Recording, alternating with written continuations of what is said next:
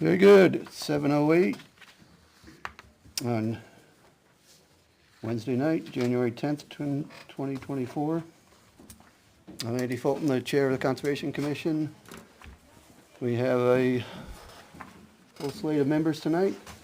From my right, we have Zuzu, Mark, Sherry, myself, and to my left, Steve, Mike, and Ray. And we have a full agenda. We have a full audience, which is a rare thing for us.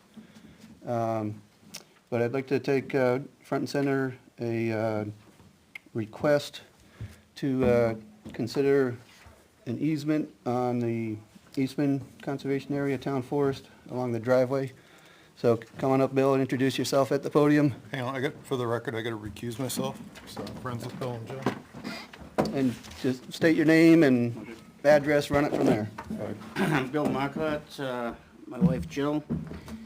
We recently purchased a property at 139 Concord Stage Road, map 202, lot 101. We intend to build a single-family house for ourselves, and I was looking for an easement to install two utility poles to get power to the property. Only one of the poles would actually be on town property. The other one would be on the land itself. And basically, at the selectmen's meeting, they didn't have a problem with it, but they wanted your input before they approved. Fair enough. I do have,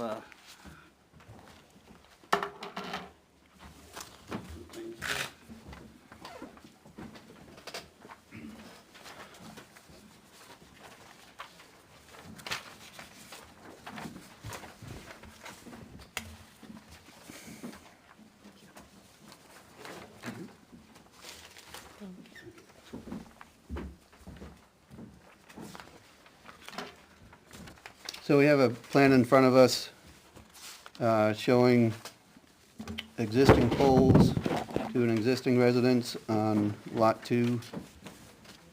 And this is adding 2 poles to get to Lot 1. And that's the extent of the build-out on the driveway into Eastman. Beyond that is town forest.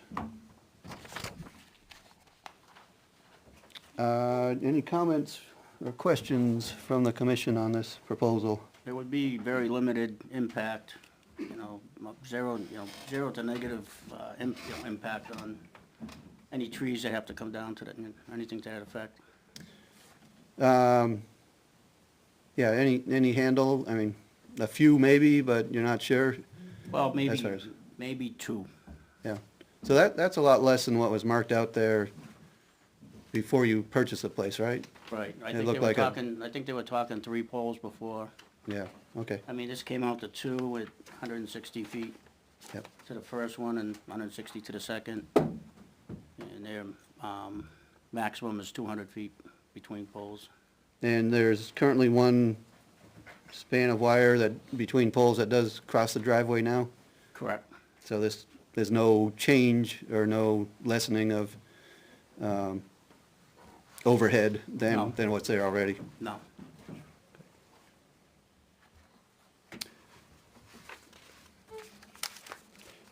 Looks legit to me. Any thoughts, concerns, opportunity to weigh in?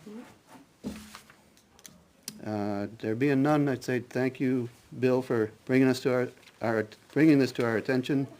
I'd have one other comment, unrelated, but I would request in any future plowing you do to get into your property that you try to refrain from pushing a big pile into the driveway beyond you. Right. As that is an access into the town forest. And if you find in doing that in the future that you would be better served by pushing a little bit further down to the landing, then that sounds perfectly legitimate too. Okay. Yeah, that's not a problem. Look forward to being good neighbors. All right, thank you. Yeah. And if you guys want to hold on to, you can, or we can pass them back. Okay, or we can file them as, please. Don't you need a signature? Yeah, I think that wouldn't the selectmen sign off on that? Yeah, I mean, we're here now, we can go inside. I think based on what you guys did the other night, please do, yes, thank you, Ricky. So I guess I'm still gonna stay recused and finish that? Yep, Ricky Hipple, Chair of the Board of Selectmen. Yeah, the board did see this. We didn't have any complaints when Bill offered to move it, the last pole onto his property. It was kind of a no-brainer for us, but we did want to run it by you guys where it is, you know, access to that town forest and the easement and everything, so. But consensus was we were going to be okay with it as the five. So I'll sign it. it sounds perfectly good to me for have you do that, so right. thank you. All right, and I'm going to, from this, I'm going to open the Board of Selectmen meeting, there's three of us here. But I do ask Sherry, when the time comes to discuss that you come to us. Yeah, Because we don't have a quorum without you, so. right, I know. Thank you. Okay. Can you sign this one, does it matter? I would just, whatever I'll sign your copy. whatever works for Bill. Oh, I'll sign her copy.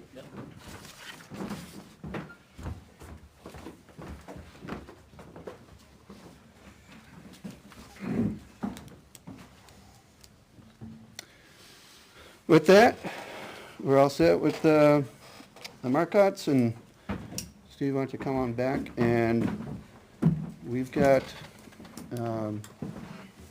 a request that came in the other day from Hopkinton Land Clearing and Forestry, and I would ask a representative from the company to come forward and speak to that. This is a request to have a joint meeting with the Conservation Commission and the Board of Selectmen, so you guys okay for a run, or shall we hold for just a few seconds? No, we're good, just if we're gonna talk about it, we need a quorum, so. No, I have to get up. For Sherry to come over. We'll give her back. Gotcha, yep. So for the record, Sherry Burdick is stepping down from the commission for this hearing and will be a member of the Board of Selectmen, making a three-person quorum of the five-person board, having Ricky and Salem and Sherry present on that. So I'm going to step down because you've got a proposal on a request on a parcel that abuts my property. So we're going to keep the musical chairs going. I'll hand the meeting over to Vice Chair Nager. Okay, if you could just tell us who you are and then go through the, John King. I've worked for Hopkins and Forestry for many years. What we're trying to do is gain access to the Clement property, which is map 401, lot 91. In order for us to do that, we have to go through town property, which is map 96 and map 92. Very short spot on 92. What we're proposing is to put in a road and a landing, which at the end of our operation could be turned over to the town for access to their town piece. Landing could be a parking lot. What we would do is borrow material. There's a borrow pit right by where the landing was going to be located. I've walked out in there. Use the borrow pit with some material and make sure it's in good shape when we're done so that the town has access to that property.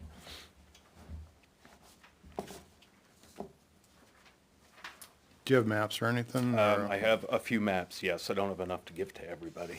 Okay, I have an electric copy of them. This is the lot right here that we're going after on the Clement property. This is the town properties. These two are also town, I believe. right, so we're talking about Bard and the other. Yes. Yeah, Yep. This is the length of what our skid trail would be. This is the Clement property, Barden. And this is the length of the road and the landing area. So we're looking at 450 feet going in, building a landing, and then 2,000 feet to get to the property that we're gonna cut. okay, now, are you, you can go back over there if you want, just so everybody can hear you. Thanks. Here's the maps, anybody wants to look at them. Can I just add one thing? There was an old access road from the town, but it's now, sorry. Part of why we're requesting this is. Can you that- introduce yourself, Hi, please? my name's Amelia Gardner. I'm with Ma- Hopkinton Forestry Products. Hey, Amelia. Part of why we're coming with this request is that the town road access that used to be there is now a beaver pond. So we're having to think outside of the box to be able to get to this property. We've been working with this landowner for a couple years, trying to figure this out. So this is just the best solution that we could come up with, and we're trying to work with the town in hopes to maybe create something that would be useful for the town as well.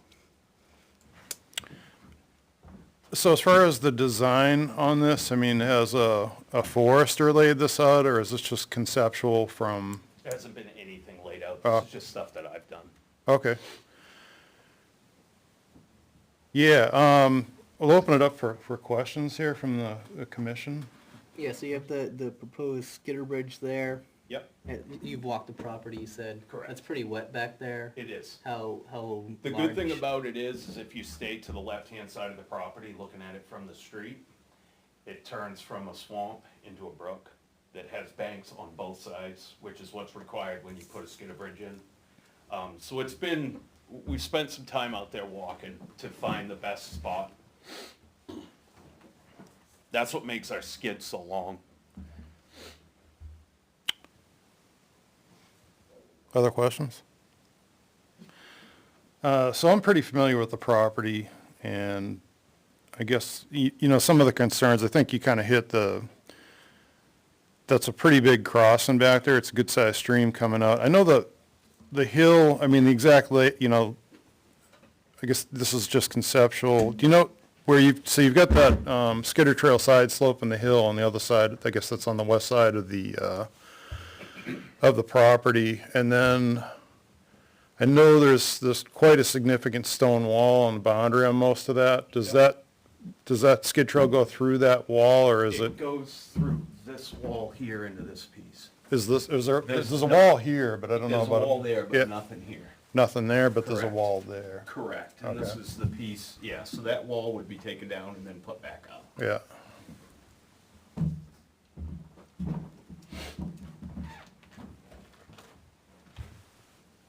Yeah, I guess the only, you know, the other kind of different thing about this is the idea of, so with the log landing itself and the truck access, that's not really kind of sketched out on the map here. Not really, but it would have to be, the access that's there now that goes up into the first yard, is access from the center of town.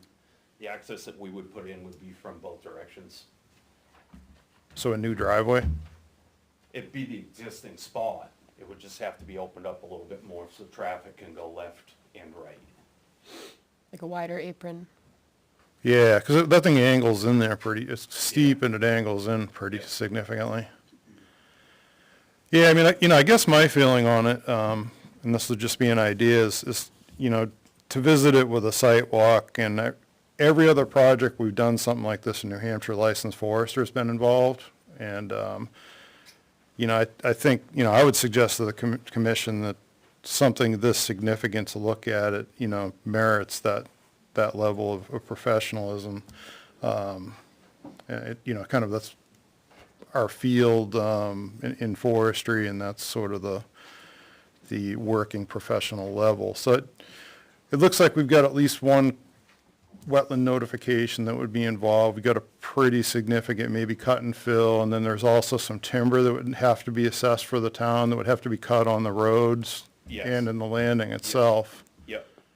So those are just things to think about if it's worth it. But, you know, I would suggest that would be the next step when this, you know, the snow's off. And we also are in a position right now, we're recompeting our licensed forester agreement. So for our own forestry representation, we kind of made a commitment not to like get involved with any new projects. I mean, hopefully by the time, you know, we're assessing this thing, we would be at that stage where we're awarding this. So I guess we'll have to talk with the selectmen how they would approach that on our end, not your forester, but if we had a forester look at what was proposed. Yep. Not sure it would be, you know, who it will be. So any thoughts on that? I mean, I think it would merit, you know, a site walk with a licensed forester and development of a plan. And open it up in a minute, Ricky, for the commission. Anything to say on that? Yeah, I mean, I was just coming to it with, I'm looking at this as a conceptual idea, but you'd need some professionals to draw up some real maps before I'd be comfortable giving the okay. Okay. What's our time frame that you're looking for this? Well, it'd be nice to do it in the winter, Yeah, obviously with the ground froze. Not that it is right now, but it will be. yeah. Yeah, and like Amelia said, we've been working on this property for a couple of years now, you know, trying to get access to it. We've come in off Craney Hill and been shut down there. And that would also be worse if we went Craney Hill way, because that whole piece would be an uphill skid. When you have an uphill skid, you could potentially have problems with erosion and all that stuff. So coming downhill and through the town piece is actually the most environmentally friendly way to do it. That's what pushed us kind of in this direction. Yeah, understood, definitely. I mean, I don't see that this winter is realistic, frankly, just because I think it's gonna take some effort. This is a really big deal. I mean, it might help us in the end as far as having a, you know, some access built in there. So, I mean, there could be some benefit. And then I guess the town, you know, working with the selectmen, and Ricky will get up here in a minute, we need to figure out about that, you know, that commitment of resources, whether that's fair to use our gravel for that, or whether you should be bringing your own gravel in to do this. So that would just need to be a discussion. I don't think we're probably ready to have that tonight, but I would suggest, you know, to me, I think, and if everyone agrees, and we'll get Ricky up here and comment, that really the next step would be for Hopkinton to get a, you know, forester involved, get a good, solid conceptual, you know, with showing where the wetlands are, the crossings, the estimate of timber, and then the whole cut and fill calculation, and kind of, and the road itself too, because, you know, I don't know that we definitely have the need right now for any of this, but it's good infrastructure to have from a management perspective, so there could be benefits to it. Should we open up to Ricky, or any other questions from the commission?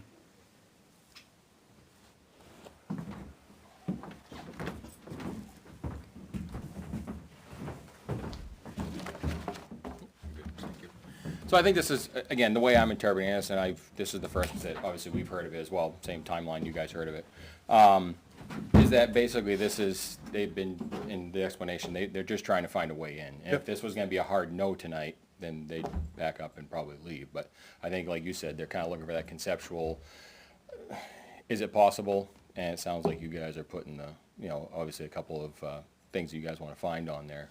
I personally don't have an issue with it. Moving forward, as long as you guys, you know, your I don't want to say demands, but requests are met.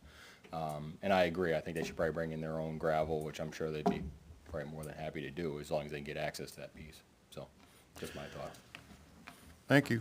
Okay. I think, you know, we want to treat everyone fairly and equally. The only difference in the past is, you know, we've already had infrastructure there, so this would be the commission, you know, I know the property, the commission needs to walk it and look at it. So, I mean, if you want to commit that kind of money to bring it to a real conceptual, but no guarantees, that's what I would suggest the next step would be. You know, there's not enough here for an up or down, obviously, but it's definitely, it's good to talk about it, for sure.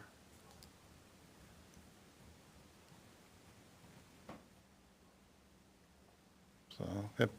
Anything else? Or, I mean, I think, you know, if you want to re-engage and let us know and get on the agenda, I would definitely suggest doing the walk when we're, you know, we're snow-free and we've had a chance to look at, to make sure that either the forester or wetland scientist knows how long the crossings are going to be, and look at the grade and just a rough estimate of what timber is involved.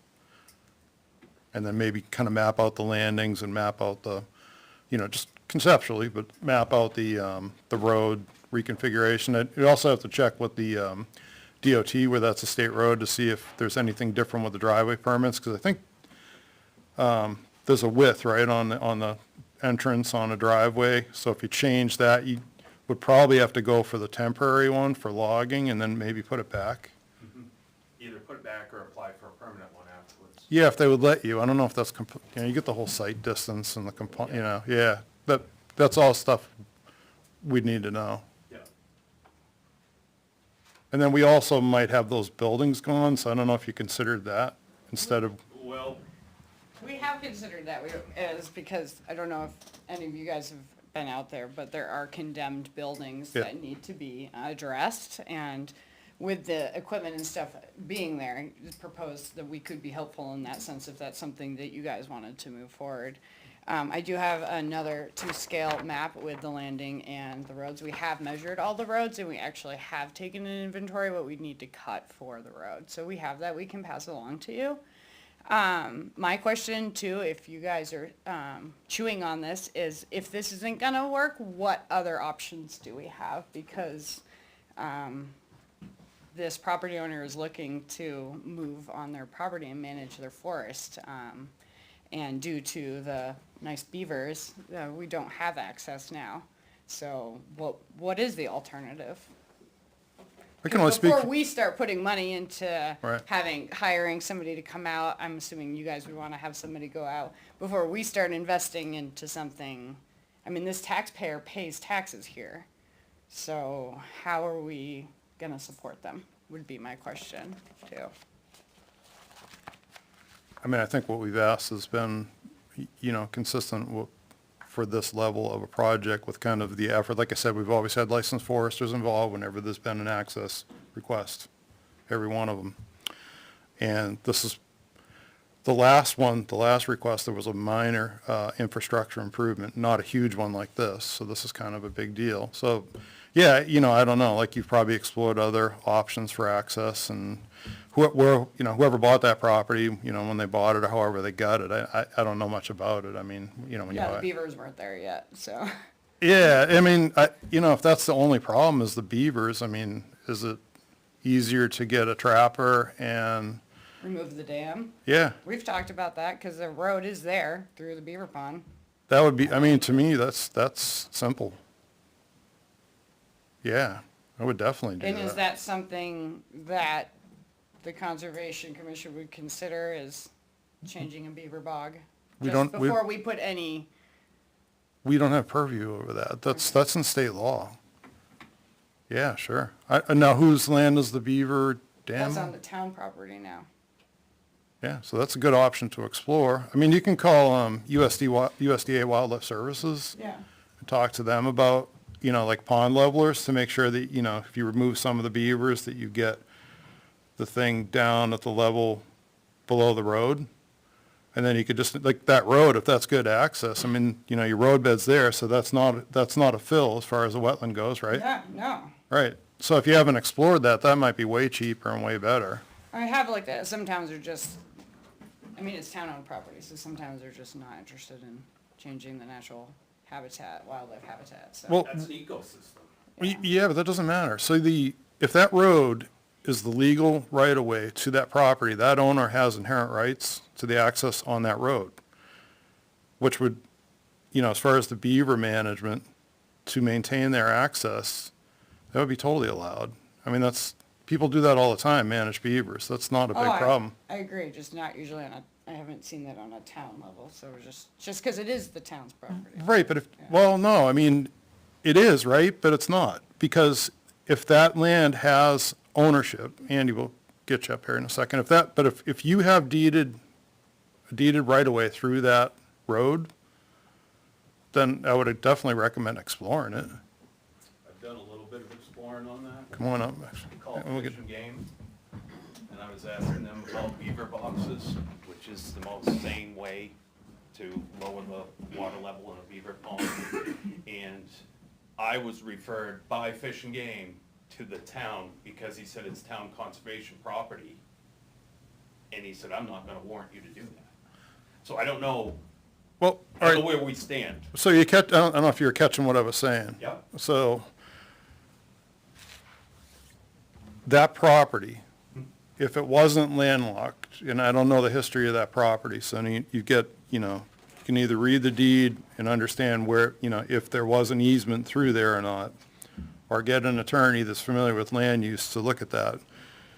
And if that property has deeded right-of-way through that road, and I don't know the history of the road, but if that road is, say, a discontinued class, if it's a class 6, which is a discontinued road, or if it's a private right-of-way, if that property inherently has the right to use that road in the deed, that's not just like modifying conservation land, that's an inherent right to access that property through that road that is currently underwater. So the problem with just asking Fish and Game general questions is that they're not gonna know the exact deal. And then, so what I was telling you, I mean, there's different agencies that do different things. And so if you do have, it's good to talk to us, right? No matter what. But if you inherently have the right to access through that road, improve it, maintain it, whatever, you could call USDA, or you could call somebody else and deal with the beavers and put like a pond leveler in there or something else, like you said, a beaver box. I mean, there's a lot of different designs, right? They all do the same thing. And tackle that. So that's really worth exploring. Who would have to pay for that, out of curiosity? Would the land, Come on up. just out of curiosity, because then when we're involving, so if we took the beaver dam out, it's on town property, is the town responsible for maintaining access to people's property? Nope.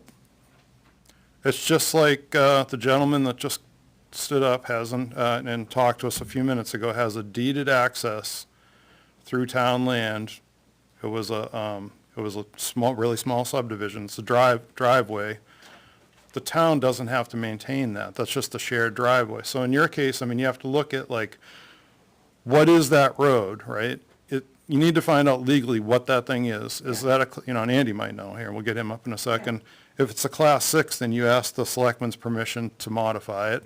If it was laid out as a private right-of-way before the town got that road, you need to talk to a land use attorney, but you would maintain that road. So the same improvements that you're talking about on, bringing gravel and whatever, Yeah. you would just do that with that road. Yeah.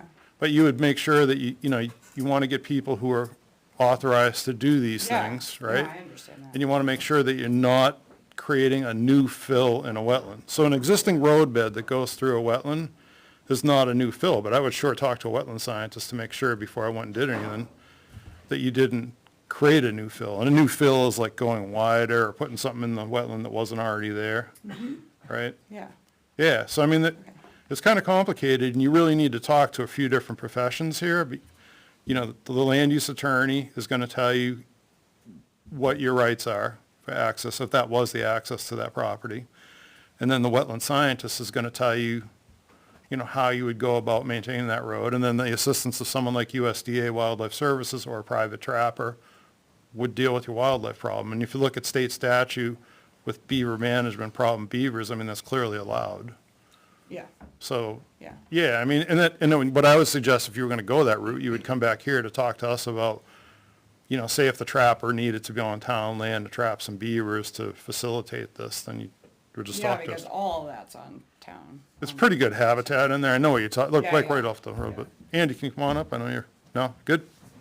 I have questions, Steve. Those buildings that have to be knocked down on the Biden land, how far is that from this land here? Is that the access that they could use to get in here? There's an old road going down through towards the stream bed, but I'm not sure. You'd have to really figure that all out. And I don't know if that's big enough. You guys probably doing a whole tree job, maybe, yeah. So I don't know what kind of chipper. You got one of the ones, like a Mobar, something that's straight on, or is it yeah. It's a drum chip.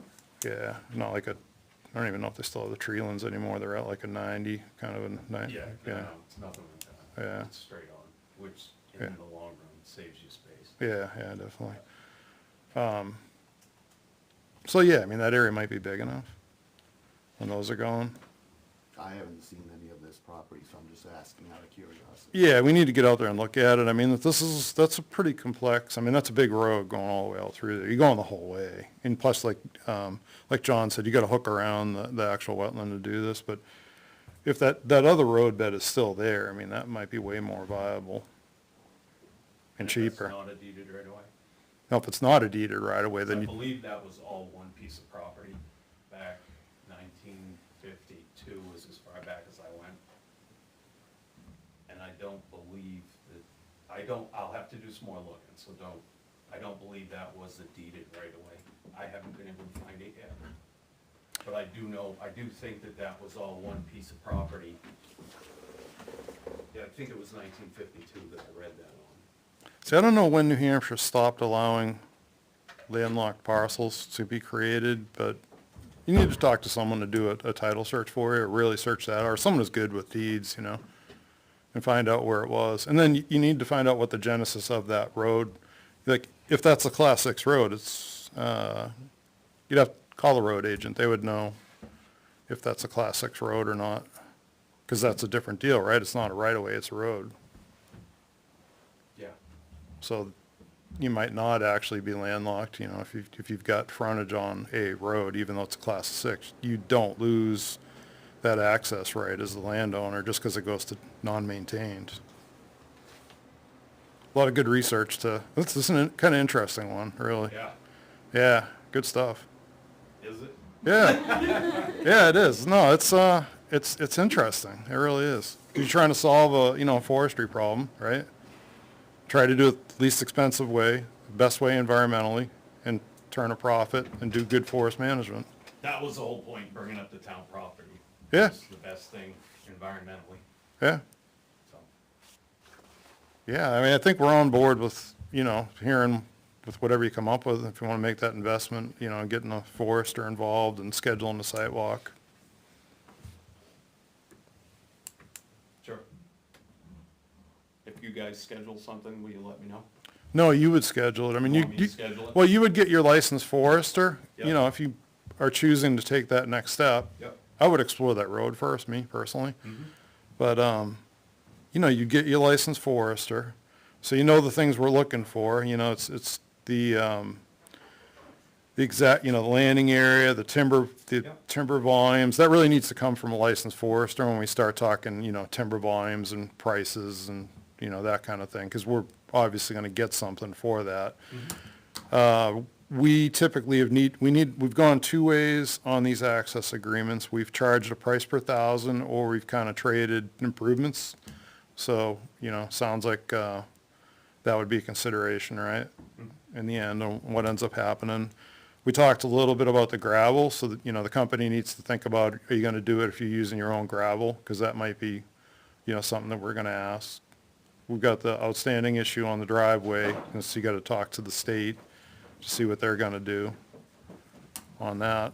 And then just like, once you got that all together, then, then we would do a site walk. I would suggest, sometime late spring, and then there's no way, I don't see this happening this winter, for a job. But it's just pretty complex, and you only get one chance to do it right, Yep. And definitely don't want it to be a mess. And then, yeah, just, you'd want to know, like, details on what kind of bridge, what, if there are any other crossings, on, how we're gonna leave slopes, road widths, planting, the rock wall you talked about, to make sure that, a boundary corner or something doesn't get damaged, obviously, you'd go around that. Yep. So, yeah, a lot of, to kind of get The the. expenses outweigh the gain, where are we? That's a business decision. We can't help you with that. Okay. RSA 231-40 and 42 states that the selectmen have to provide economical access to a landlocked piece of property. Okay, well, I So don't, if this all falls by the wayside, if there's $30,000 worth of timber out there and you've got $40,000 worth of work to get to it, I just wanna know that there's another option. yeah, we'd have to get some help on your question on that.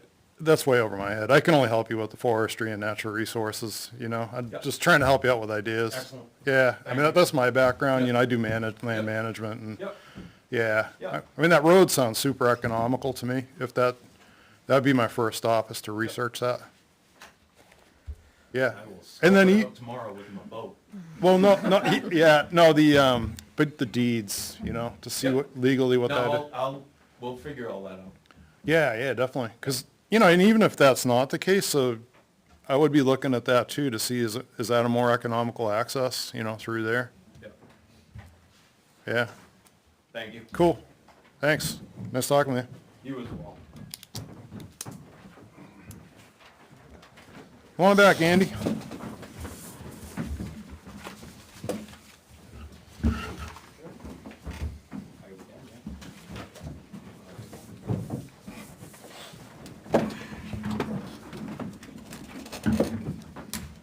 That was the board of selectmen's topic, so if you guys are good, we're gonna adjourn. Can we hold on there for a minute?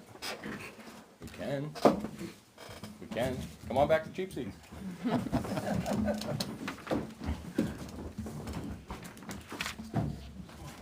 Carry on, Steve. Oh, okay. Hey, so, yeah, Ricky, we, we as a commission kind of, put in per the town legal policy a request for access to the town attorney. And, from my perspective, we didn't get that. We never got an answer. I think the way the policy reads is essentially, the selectman will authorize the chair to go to the town attorney. And so there's been some legal opinions, and this is all to the East Road Field. There's been traffic with Parks and Rec, and like, we never got permission to go to the town attorney. And I think as a commission, I'll say we're not happy about what happened. And we don't know what actually got fed to the town attorney that weighed into any opinions, because there's a ton of material, including like a zoning variance that was granted to create the parcel that was conveyed to the town.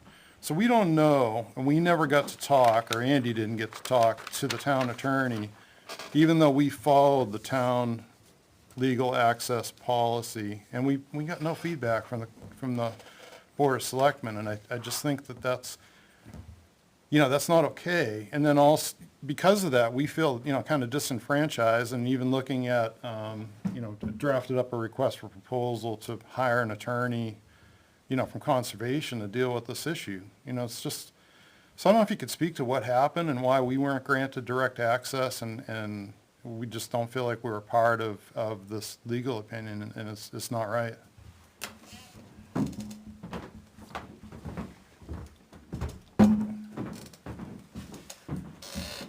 I don't know what you speak of with the zoning aspect.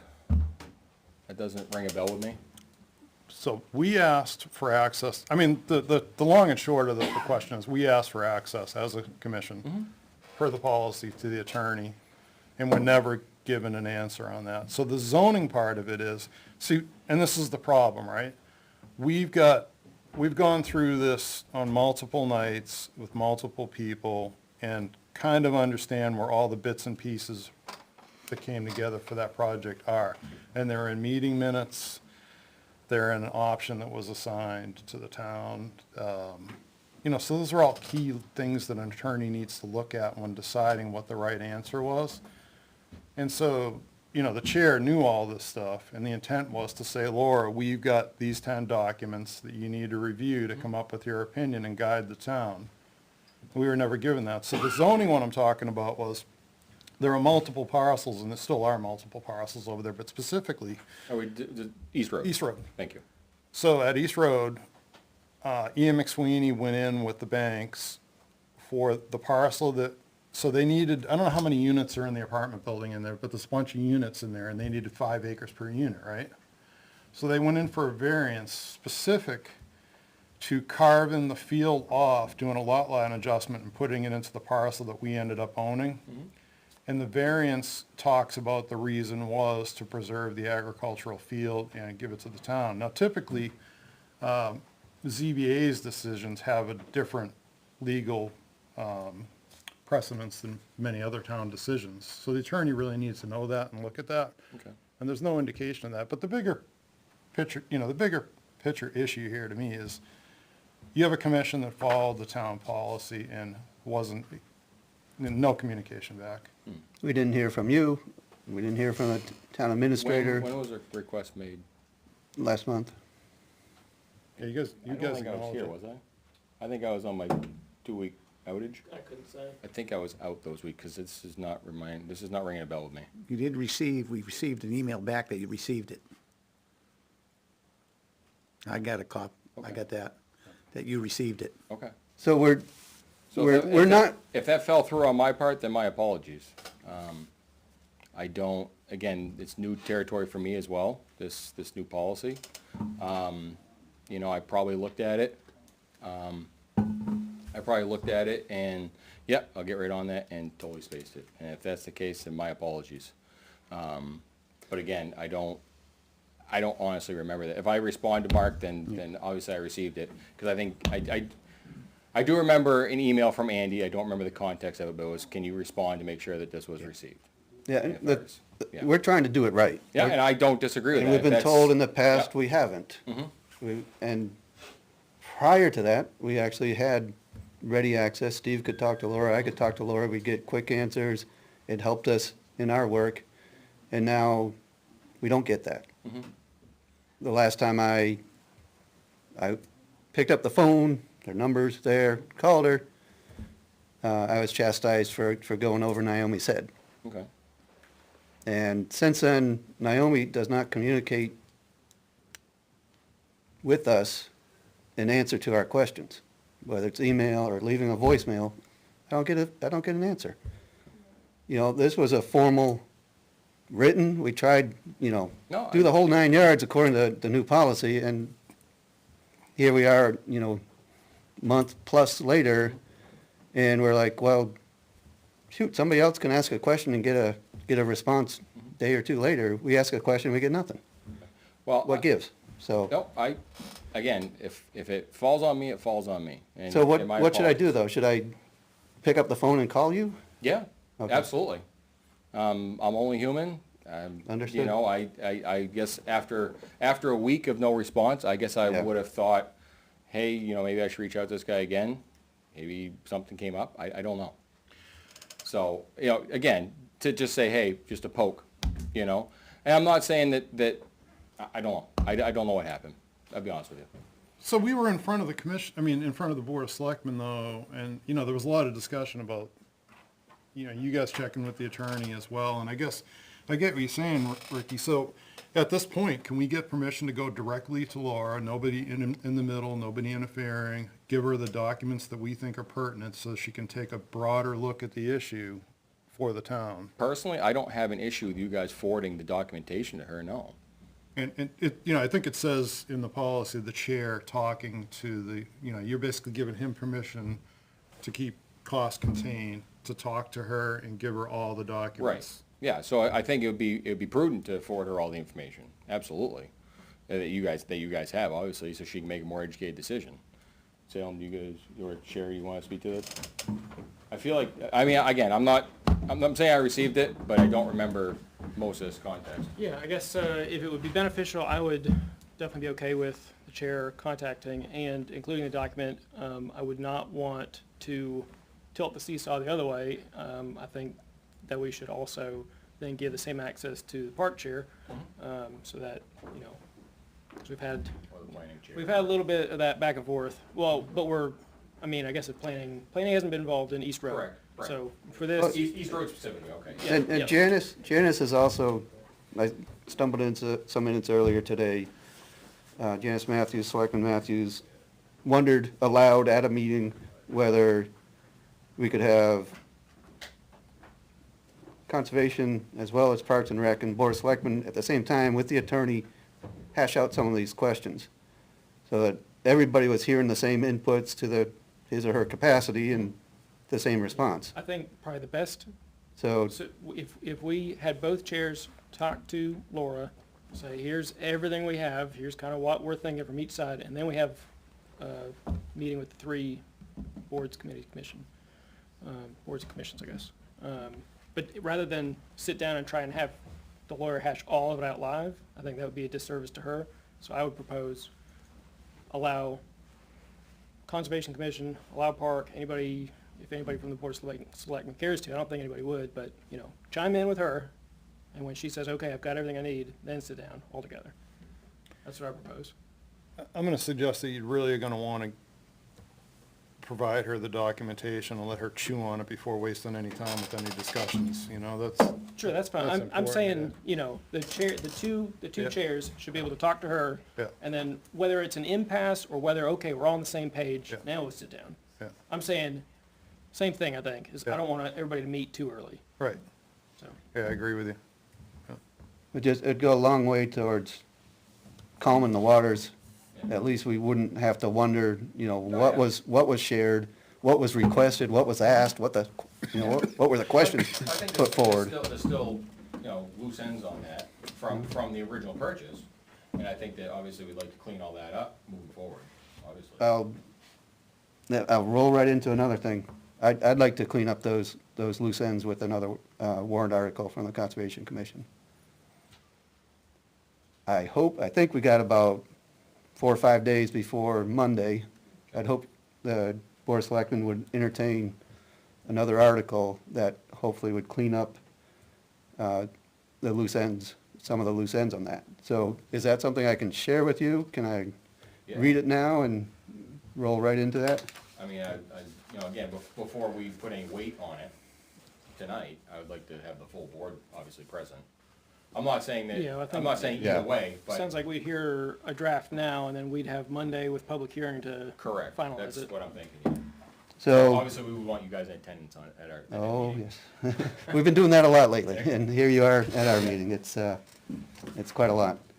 So what I have just tonight shared with the fellow commissioners, what I'm proposing, and if there's a chance that you guys could work on it, I would look for a motion in a second, and we would go through our normal procedures for having the commission, proposal come from the commission, but the draft language would be along the lines of, to complete the work initiated by the March 12th, 2023 vote on warrant article 29, shall the town authorize the Conservation Commission to convey the associated conservation easement over a portion of the property, including the existing hayfield and exclusive of 20 contiguous acres set aside as originally intended for ongoing gravel pit operations and future recreational facilities to a qualified land trust such as a Piscataquag Land Conservancy or Society for the Protection of New Hampshire Forests, subject to the final approval of the Board of Selectmen, and for such fees as may be requisite for such to come from the Town Conservation Fund or other fundraising by the Conservation Commission pursuant to RSA 36-A:4, Section 1. So the idea there is to say, this is something that the original Article 29 put to the Board of Selectmen, complete the easement, do the easement over those portions of the property intended for easement.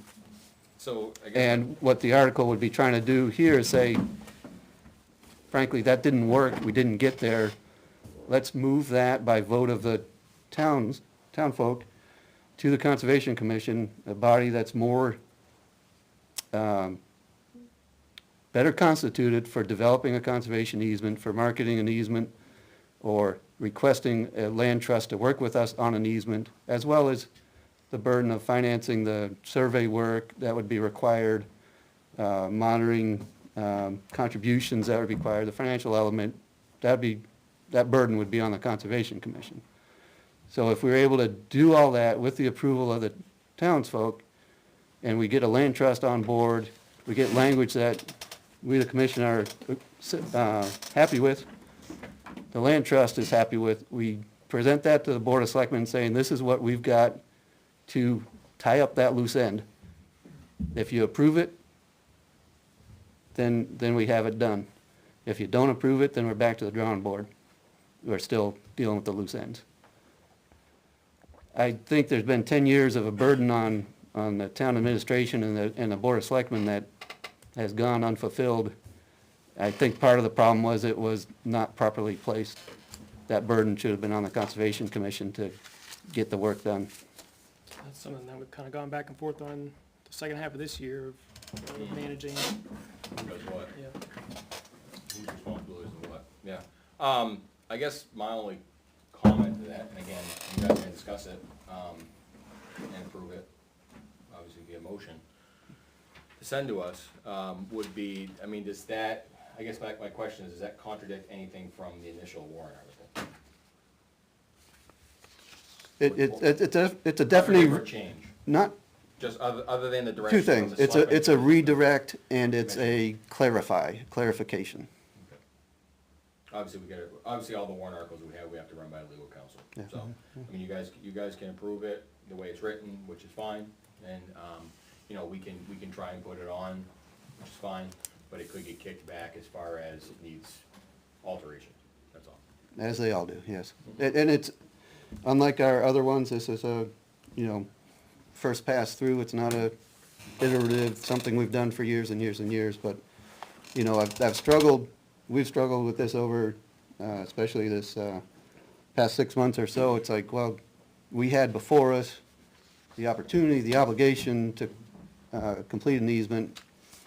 And as the town administrator's been saying, let's just get it done. And so what I'm proposing here for consideration, both to the commission as well as you guys, is would this help clarify what is involved in getting it done? There's a labor effort to come up with language. There's a networking effort to come up with the land trust who's interested in working with us. There's financial obligations because there would need to be a legal survey conducted. And these land trusts usually require a fee when they take an easement because they are in perpetuity going to be saddled with the obligation to monitor and see that the terms of the easement are kept to. So again, just to clarify, I mean, I heard it. Would this also put the Conservation Commission in charge of that property that the gravel's on? No, exclusive of that. And I think that's consistent with the intent of the original article, the discussions that we had back in 2012, 2013. You know, I should throw something out on that. I think there's confusion there on how the town uses the land, the property versus who manages it. So that gravel area, I mean, right now, that whole parcel is identified as conservation, and we're using it, you know, we can use it for gravel. I mean, that was set aside. And then, yeah, it's kind of, it'll be a weird situation, but, you know, I don't know, we have to ask Laura, really, do you need to carve that out of, you need to carve it out of the conservation easement, but do we officially redesignate, like, in the town? Because we're not going to create, like, a new map and lot number for that 20 acres, I don't think. But we need to ask someone, because we've got the same situation at Bolton Fields, because they, I believe somebody merged the two lots down at Bolton Well, Field. that was my exact thought, is the fact that if that does ever get put into fields, or if a building is ever put up in there because of expansion, who knows, you know, this place, we outgrow it, and we gotta put in, whatever. Who manages that spot? Yeah, You know what I mean? Felch is the same thing, right? I mean, the transfer station's in the middle of it. Oh, there you That's, go. yeah. So Yeah, we as a conservation commission certainly aren't trying to say, no, No, put I'm the, not, Yeah. but like you said, there'd have to be obviously. Baler over there. There'd have to be some clarification in the deed or somewhere documented about, you know, again, where the line. be in no the, pun intended, where in line the of sand easement, is. easement language. two things though, Rick, right? Two things. So the easement is, you convey rights to somewhere spatially on the ground. Right. That's where the survey comes in. But the other thing we're talking about is like, who's tagged in the town report, like, you know, is that whole thing still conservation land? Or do you break that out and you say, that no, 20 acres of this is field? Does it need to be a separate map and lot? Or Understood, yeah. Right, so, yeah, those kind of, so we've got three of those right now. I mean, this one, Felch, Bolton. Yeah. And Bolton that happened after I joined the commission. Somebody, without really talking to us, went and just dissolved the lot line. So I think there was a different lot line there originally. Yeah, so that, Yeah. good, spend some more legal money. Yeah, exactly. Good intentions, more legal money. Yeah. Well, thank you, Ricky, for considering that. Your input's valuable. As we look at words here, anything you can share as three people, great, but I understand that the bulk of the real work on it, the up, down, or otherwise, would come on Monday.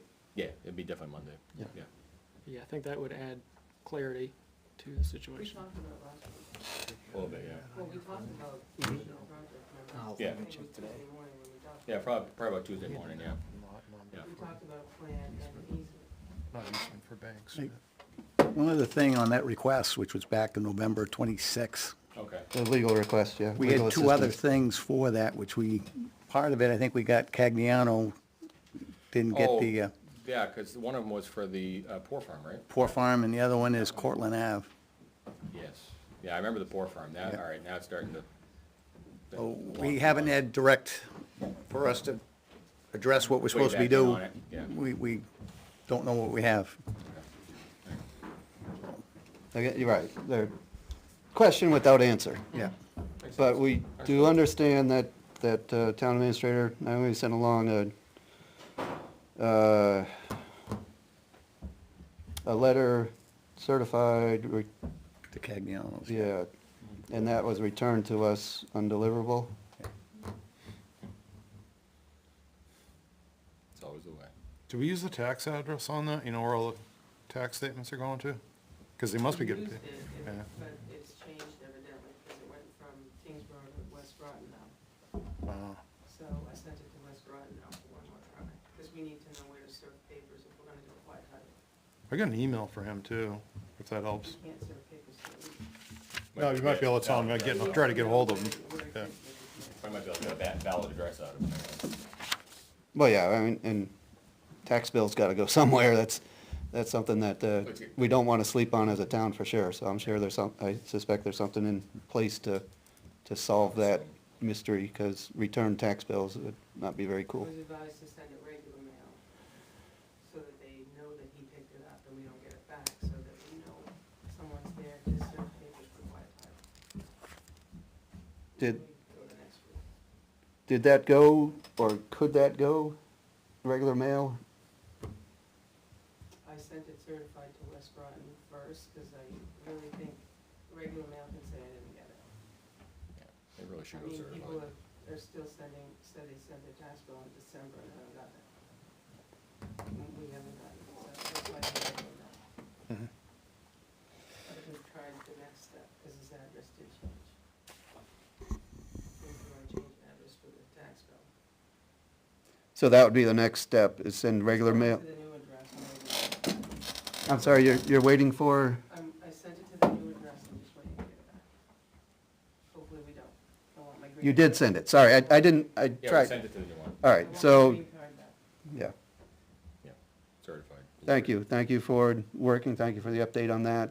Not trying to hold you guys No, tonight, no, but no, not at fellow all. commissioners, any Yeah, thoughts? It's a rare Mark. opportunity. Mark had mentioned Cortland Ave. That's- Yes, that's one more, yeah, that we haven't put the bid. No, yeah, you gotta, Yeah, that we haven't put the bid yet, yeah. Obviously, that was a request you guys had, and that was the easement to Outback, right? no, it's The they lack never of monumented. monuments, That's right, so, monuments, yes. Yeah, okay. I mean, just so you know, we got the same issue at Duck Pond. It's a horror show, because back in the day, planning board was letting developers, the plan said monuments to be set. Now, I believe they don't allow that anymore, so. Fix that. But what we did that was dumb as a town, especially with Duck Pond, is we actually accepted the real estate transfer. And we accepted the easement transfer without the monuments being in the ground. In both cases, right? Yeah, horror show. So, We did with Hilburn, but we got Hilburn when he wanted to make it a town road. We made him set the monuments. which is before we accepted. what we were hoping for on Cortland, but it hasn't happened. And I don't know that I can make him do that. Right, He's still understood. on the road. Yeah, We still have his money. We still Right. haven't, yeah, accepted the road We yet. haven't put on the top coat, we have money to Yeah. do that, but we haven't. Hilburn was, walked away. yeah, that was a couple of years, at least before the top coat was laid. so it's like a Laura question, right? I mean, that would be, what do we, because what do we do? And I think that unfortunately, we're kind of dummies for taking real estate without monuments being set, so what's the recourse? That's what we need to find out. Taking a handshake agreement on it type thing, you know? No, there was, no, because I mean, it was allowed back then. The Oh, I'm sure it the was, I'll question's- put 'em in. The question's coming from us in the sense of, how do we monitor the conservation land without a boundary set, Without boundary sets, yeah. right? So that's where my understanding, that's where Yeah. the question comes from. Right, understood. So how do we force them to set the boundaries? So do you guys have the ball on that, or you want Andy to ask? I mean, we We're can, already talking. yeah, I mean, we can, I don't see why they couldn't ask. I mean, you guys have more history on it than we do. But I guess, yeah, and if it rolls back to us putting it in, then so be it. Just, we'll have to communicate it, that's all. That's gonna be expensive. You mean putting in the monuments? No, if it rolls back to us to try and enforce it, Oh, you know what I mean? If it rolls back to us, just let us know so we can write it into whatever we need to. is there a time limit on how long these developers can have a bond? I don't believe so. Would you like to weigh in, Bruce? Come on up to Mike if you're, sorry, guys, we want to get, You're good, no, you're good. I'm Bruce Fillmore, I'm the vice chair of the planning board.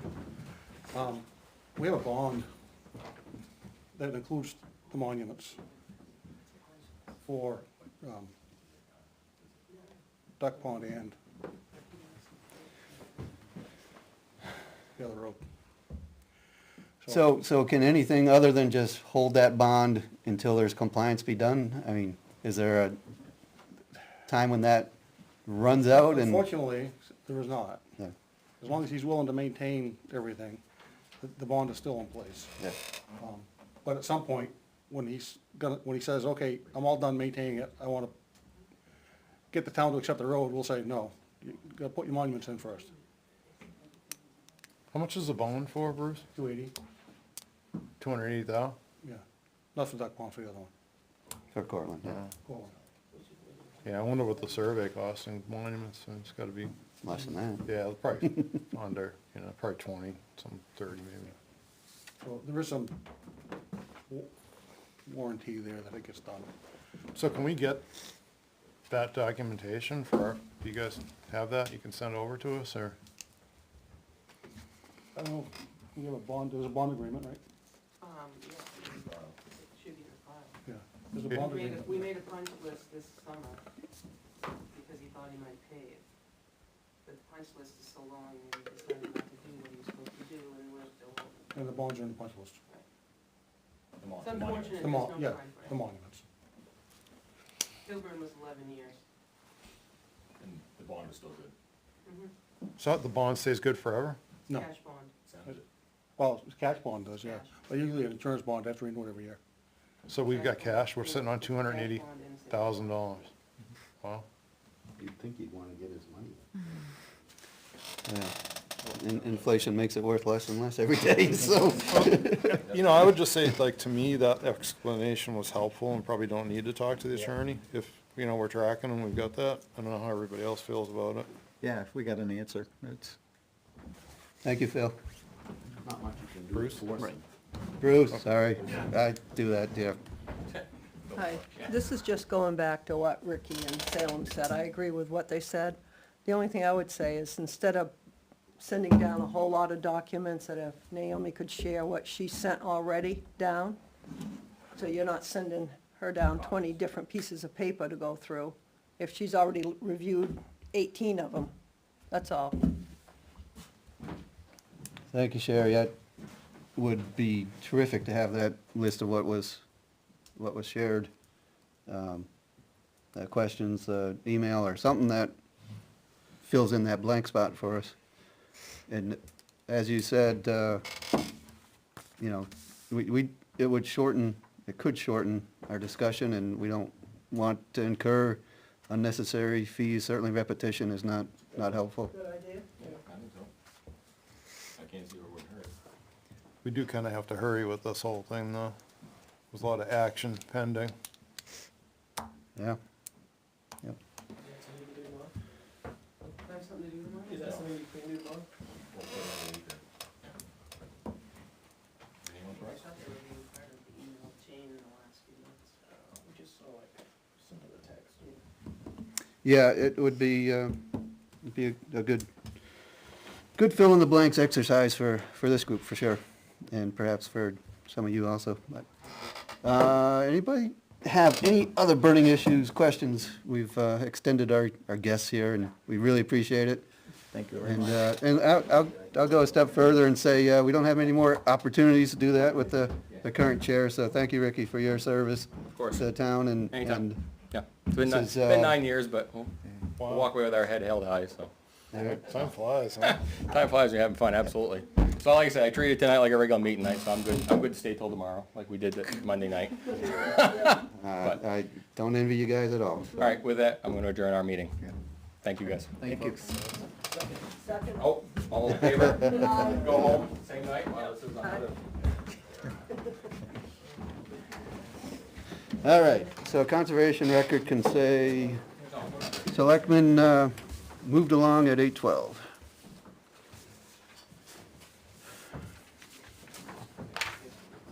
Now, we still have a goodly number of guests here. Did you want to finish up on this Oh, yeah, so. article here? Definitely, Close out. we're not done with that. We can come back to it if that's what you're looking to do. Yeah, we've touched on a bunch of things here. I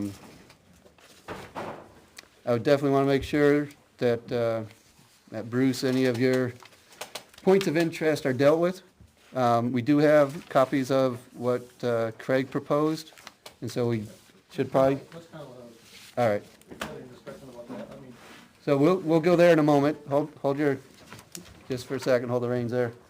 But we also have Mr. Meany. We have had a fair bit of discussion tonight about that Barden parcel, and you just mentioned to me particular interest, so if you'd like to come up to the podium and share your concerns, we'll share whatever information we can. My concern is, Jack Meany, Quaker Street. My concern is that there was a contract signed by the Conservation Commission with the Board of Selectmen over 2 years ago, that you had X number of days, and there was 90 days to get that property in shape, in other words, the buildings removed. You're just starting to get an RFP now. You keep kicking it down the road and try to pass it off to other people. The other part of that contract is to have a comprehensive plan done within 2 years of trails and start doing trails, which I haven't seen done or no mention been done. All I've seen is one spot, and that has to do with the Felch property, which it keeps going out to bid, about putting a trail in. And that was in the spec. And I think that is showing that the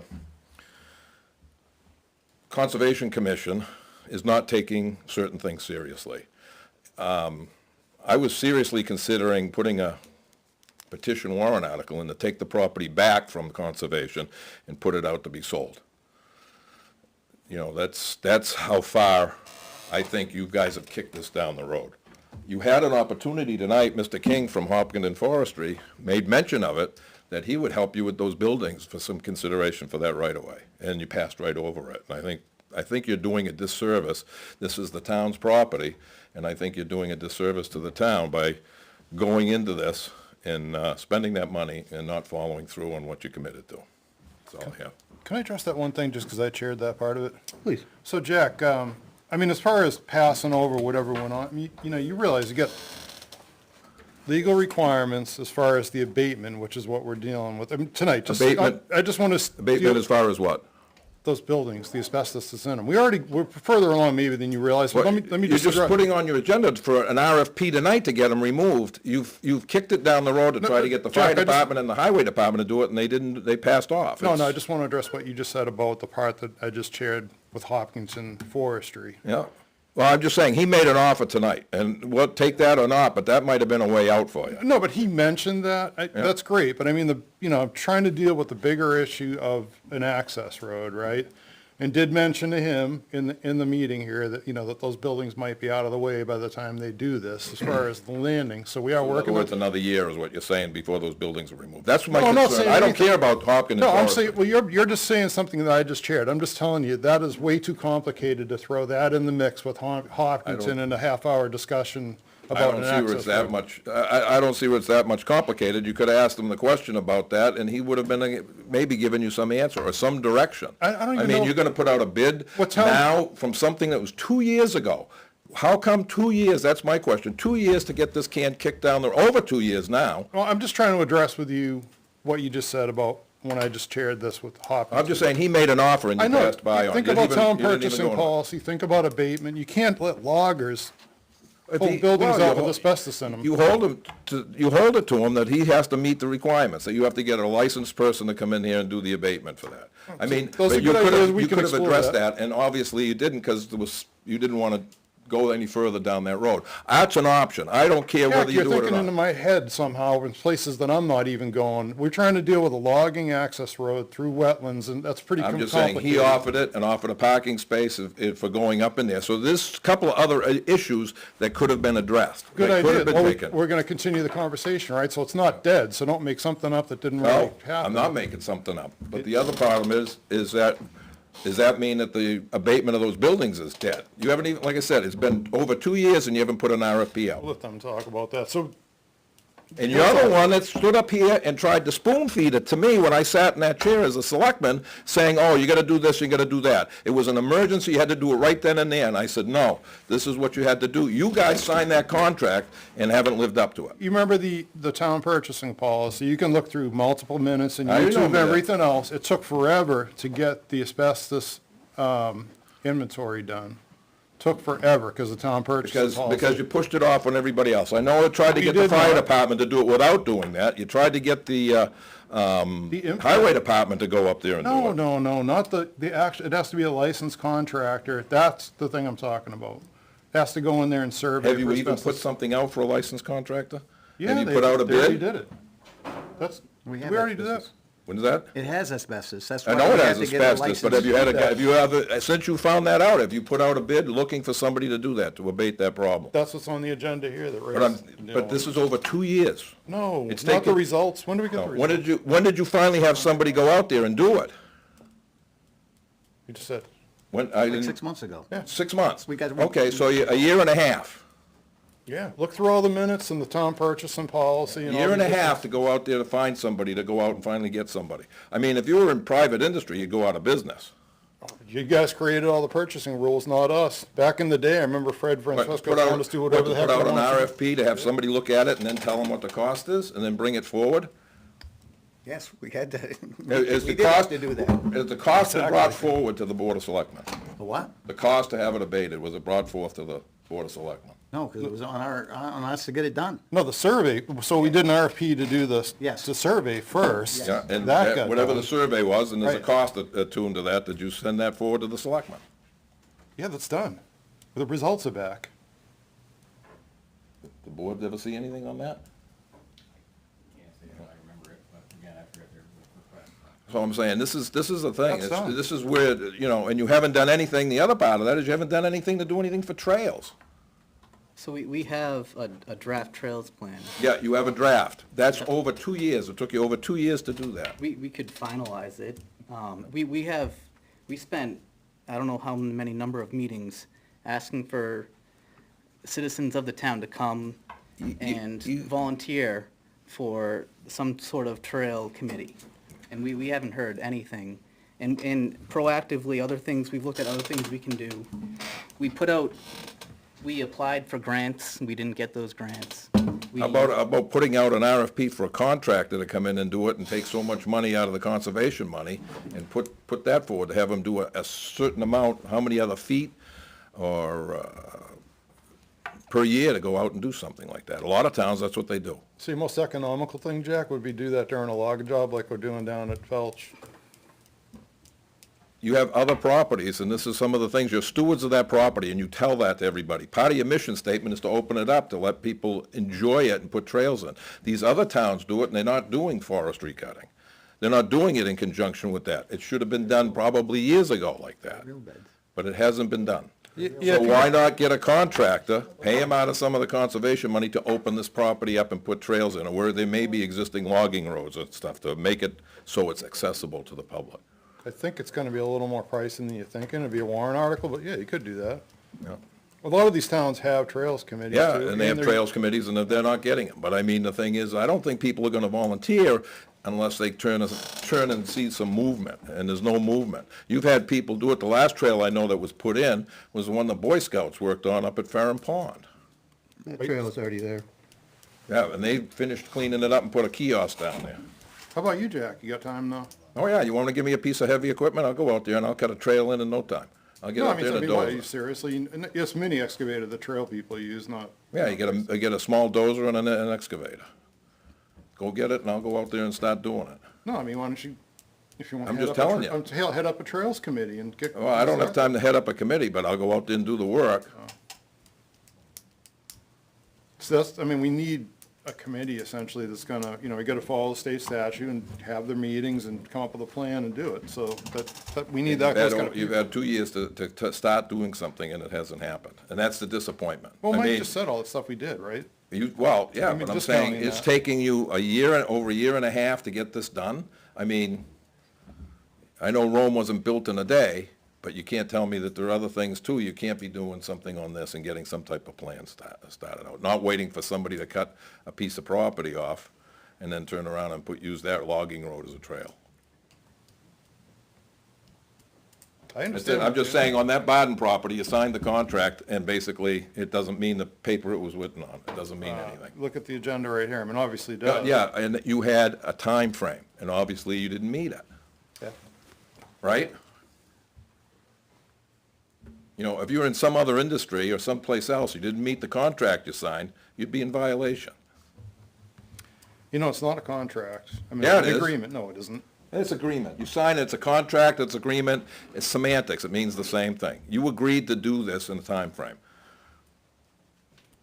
It's If an I agreement. said that to you, I agreed to do your roof in a time frame, and I didn't do it, you'd have me in for violation of that contract, or violation of the agreement. So it's all one town, one entity, so, no. I But mean, you act as if it's two different entities. It's that No. you and not the town property, it's the conservation property, and it's the town's property. That's nonsense. Well, I've seen it before with you guys.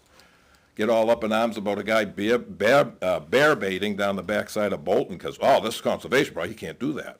Why, we signed the permission slip. We've always signed that. You guys signed the permission slip, not us. That was the And yeah, rub on that. and you came in saying it's our property. No, it's the town's property. Yeah, that's just a communication thing. That's like the beaver trap, and we've always authorized that, right? Always. Well, some of it's not on conservation land, some of it is. Right, I mean, that's, you But just, this says that the town has to sign for it, so it doesn't say the Conservation Commission has to sign the permit. yeah, but I mean, we're kind of bouncing around here. And we've been supportive of all traditional outdoor uses. We've never said no to anything like that. You know that. Well, I don't know, I know that at times past, you gave the snowmobile club a hard time about putting trails. Never on, did. put We some actually restrictions. partnered with them. Never, ever Yeah, you once. partnered with them finally, but I mean, No, never. no. Always been supportive. How long you guys been on the commission? I mean, the snowmobile? You know, I know Jack. 13 years. Yeah, well, I know there was one parcel of land that came before the town, and you came in and rose all types of stink over the fact that it was up on the back end of the lake, about crossing it and putting a trail across that. Never. Never. But that's, Do you remember my do thing you, was. wait. Do is- you remember, let me say something. Do you remember we actually got in that whole fray with that landowner that was upset because he had two parcels that touched together? And we were supportive of the snowmobile trail. Remember that disaster where a whole bunch of trails got shut down because of Yeah. that? So I mean, yeah, I think you're thinking something No, different. No, I remember that, because I remember the discussion on it, it was Yeah, great just- and in-depth. But my thing is the Barden property, because that got ramrodded, it seemed like at the time, and now you agreed to sign that, and you haven't lived up to it, and that's what I'm saying. We're still working on it. Could I speak just for a second to Jack? Please go ahead, Sherry. I think that we've had a lot of roadblocks with this whole Biden thing, getting RFPs and getting the people to come out and do the job and having to wait for months for them to come out. But, you know, it's not just that. It's not like we're not trying. My concern is that you just kind of nail it, that it's the Conservation Commission all the time. But I can tell you that this whole deal with this property down on East Road, that was supposed to have an easement put on it back in 2013 or 14, and then somebody dropped the ball and it didn't get done. And the selectmen agreed to that at the time, the setting selectmen. They didn't do it. So there are things that don't get done at the selectmen And how come level. my question is, okay, I agree, the selectmen probably dropped the ball on that, but nobody brought it up since then, till recent history, and brought it forward to the Board of Selectmen to follow. Not my tenure as 6 No, years. because it didn't get brought up, because the Conservation Commission was told that the selectmen were taking care of it. They thought it was done. Well, that was before my time. Well, it was before my time So too, there you but go. I'm just saying, But things nobody, happen. but again, it's like somebody said, oh, well, Laura didn't answer us. Well, nobody followed through. Nobody came back and put the bug back in somebody else's bonnet, and the board changes. How come they didn't come forward and do it again? Don't know. With regularity. Yeah. You think it's So done? nobody thought it was a big deal until just recently. No, the selectmen Not said true. they were gonna do it. It was handed And it off. took from for it to be done. 2013 to 2023 to bring that forward, 10 years. You have a habit of standing up there and bringing everything down on the shoulders of Conservation No, but I'm Commission. saying, you guys were the ones concerned about it. The Board of Selectmen didn't, at the time when I sat You there, want me didn't to- even you know want to- about it. You want me to read the article? They thought that it was Read the done. article, but I didn't even know about it not being done that way until just recently when it come back All out. right, you don't know everything, Jack. No, I never said I did. Thank you. But Nobody Jack, does. you didn't know it, that it wasn't done either, No, neither did you. and So- neither did I. So, and I wasn't on the board at that point, but I, Well, my question is with the issue is with the Baden property, and it didn't seem to make any difference what was signed or not signed or agreed to or wasn't agreed to. So, thank you. Thanks for having your piece. well, All right, we've got some guests here. Bruce, let me just say, folks in the back, how are we doing? You're welcome to stay as long as you want. I just want to make sure you're not hanging on something that we're not getting to, and Honestly, I'm just a little awkward and I'm just waiting to hear about the wetlands. gotcha. So, I was gonna leave, but it's just awkward. it is that. Thank you. Welcome to the sausage factory. Yeah. So, Bruce, come on up. Let's as a commission talk about, thank you, Ricky. Good night. Let's talk about article, I think it's running forward as 28, maybe? Yeah, we've, Subject to change. I encourage, whoever wants to talk about it tomorrow night, come to our meeting. We have one shot tomorrow night of making some changes to it. So if you think you want to make some changes, we really ought to have them figured out for the meeting tomorrow night. Okay, that's good to know that, Because after that, it's just grammatical changes we're Yeah. allowed to do. while you're here with us tonight, could you give us your, 30,000-foot view on where, what it's addressing, how it's improving our procedures here in town? I really don't, no. Okay, fair enough. Fair enough. I don't, I do take no for an answer, so. Yeah, I don't want to step on anybody's toes or say anything out of place, so I'd rather do it tomorrow night with the board. Your agenda tomorrow night, how's it looking? Is this something that's It's, towards the front end of what you plan on doing, or is it, we've got a couple little conceptual things that'll probably last a half an hour. So we start at 7, so I mean, if you get there at like 7:30, 7:45, if I know you come in, I'll make sure Craig doesn't start that before you get there. well, it's, we'll talk about it tonight. You're welcome to stay and listen to us. I appreciate what you're spending your time here tonight to make sure we knew that, because we don't always know that. And as our guests are pointing out, unanticipated, there's actually broader interest in these changes than just folks sitting here at the table, Mhm. so. And you guys come, I mean, encourage you to come tomorrow night too. Oh, we will. Yeah. Thank you. Yep. In your word, Vince, so.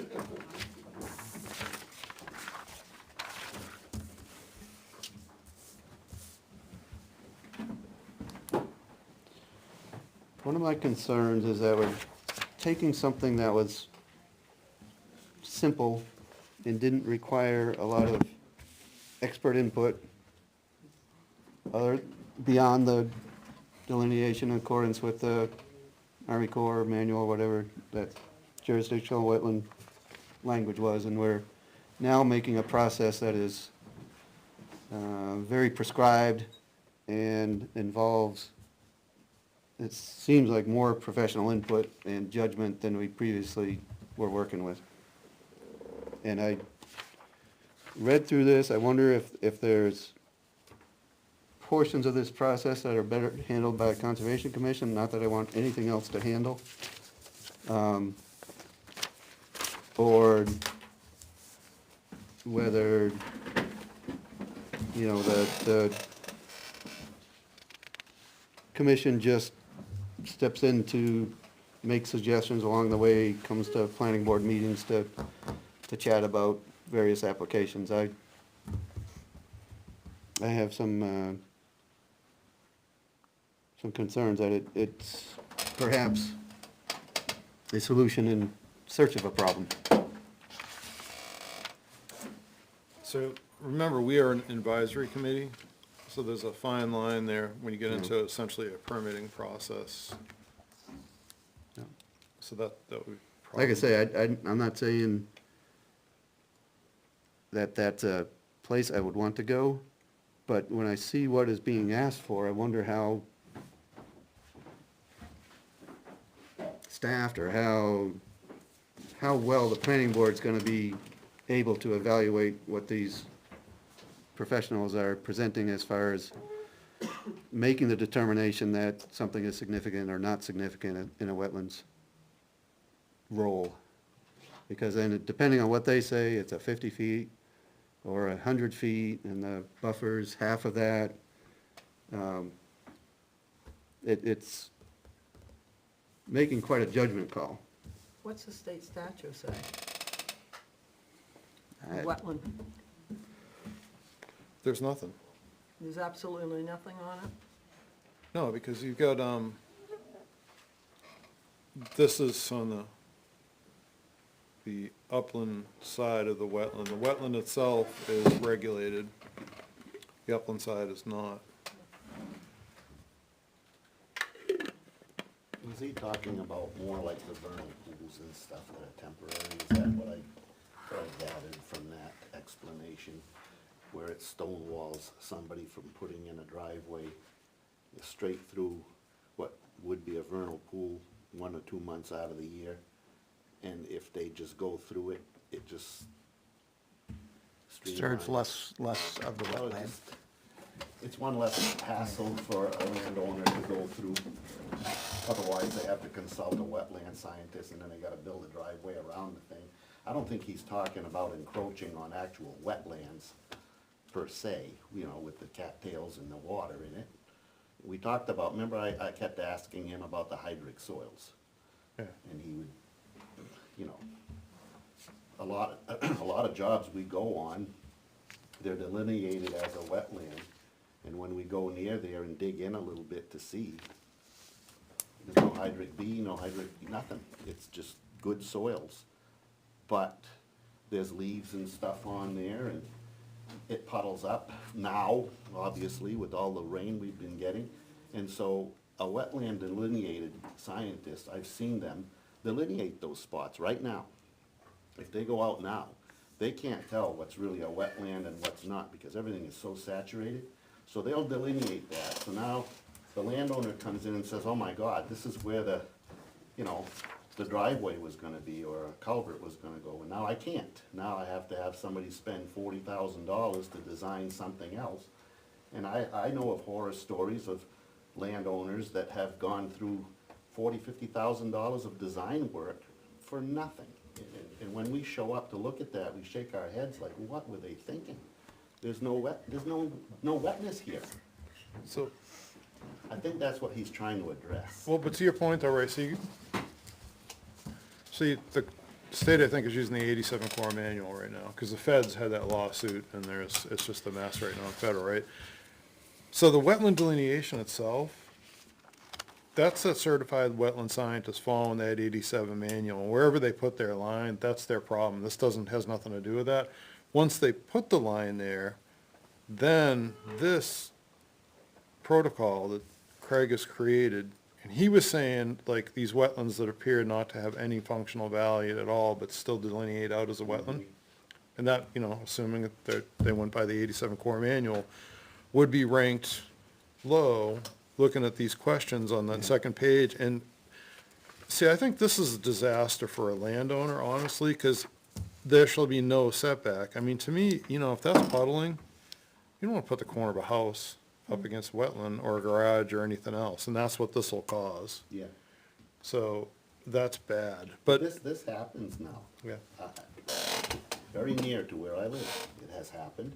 There are 2 houses that were built there a number of years ago, right in the middle of a drainage ditch. Natural, where all the water goes, even to this day. I watched it this morning come off my driveway and go right into 2 people's backyards. They have flooded basements, they have mold, they've had septic failures, and yet it all passed, it all went through. So it depends if the engineers are honest, to use lack of a better word. So the people that really got the hard end of the deal was the homeowners, because they trusted the developer and the builder to build them a house that would be in a good spot.